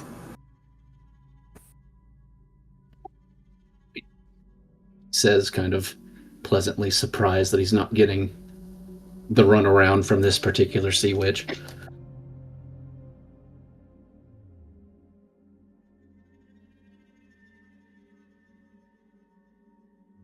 We'll see it done then. Very good. You're a delightful child to know. So, do we have a deal for the other two things, or would you like to offer something different in trade? If you do not wish to give up your whistle, I would be welcome to other things. Like I mentioned, to the young lady behind me. Secrets, service, perhaps gold if you have enough of it. No. This whistle is by far more than enough payment. You may take it if you wish it. Not,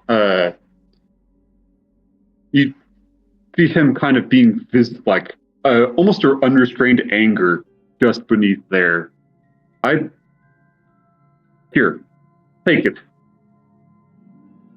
See that our side of the deal is done. I don't need it. So freely given. And in return, she walks over here and she takes a compass. Take this instead, and may it serve you better. With all due respect, I do not wish for it, and I would just like to leave.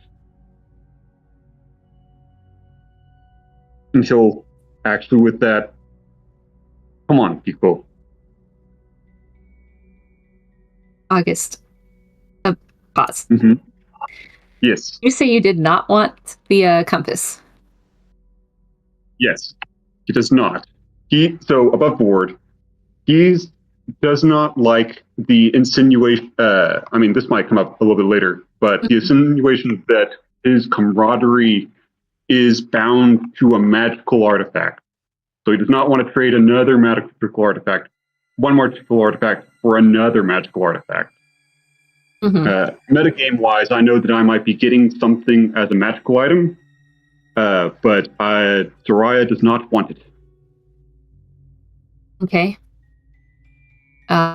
With the others who have not turned away from Xochitl, please roll me an insight.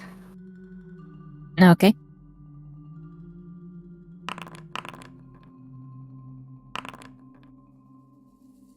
Daresh, you see her eyes flash, and you're not sure, but you think there was a little bit of anger at being turned down.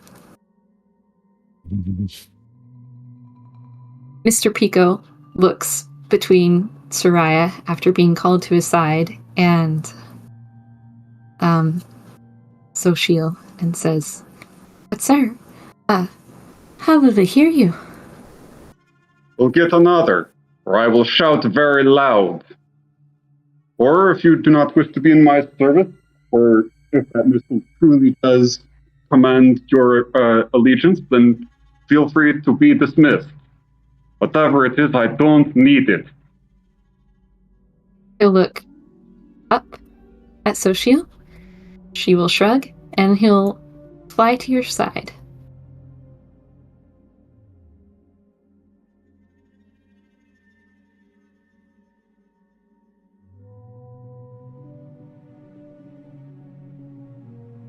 Daresh, you'll notice that Xochitl's claws are kind of tapping on the compass.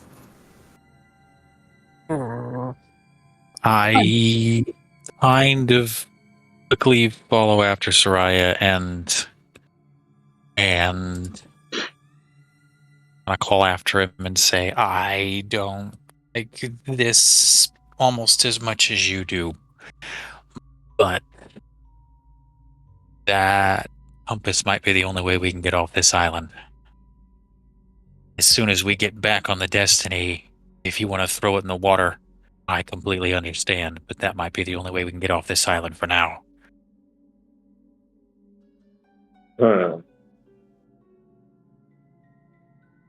Captain forced to take callers onto it. If you're worried about us getting off the island, then you take the compass. It's paid for now anyways. I don't think it much matters who gets it.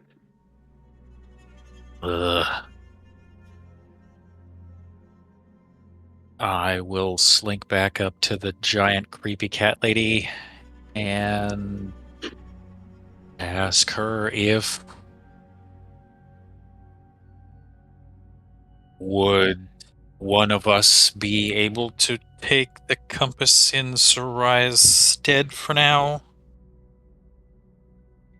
She gives you an eye. Does one of you want to?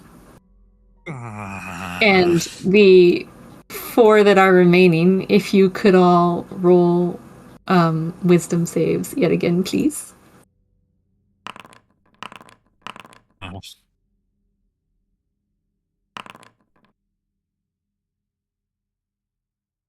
All those saves. Aurelia and I know, right? Those are some hot rolls. Aurelia and Haas. You get the feeling that Xochitl feels slighted, that something that she offered as a gift was not accepted when a fair trade was made. You also feel that if Daresh doesn't want to be handling it, perhaps one of you would be of a slightly better constitution to take it. I can take it. She raises a hand. Good. Then it is yours. Use it well. And there's a deeper warning, a slight growl under those words.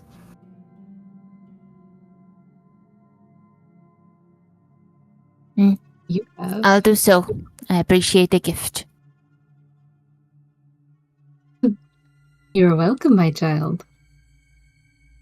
And she'll look back to Daresh. And for your rock?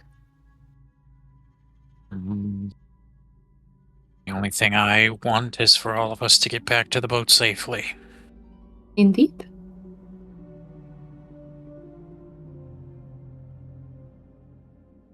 And I hold out the rock, ready to drop it in her hand. All right. And as you drop it in her hand, everything goes dark. And that is where we will end today's session. Ooh, Milady tips out. Good job, everyone. Yeah. Nice. This is a good session. Mm.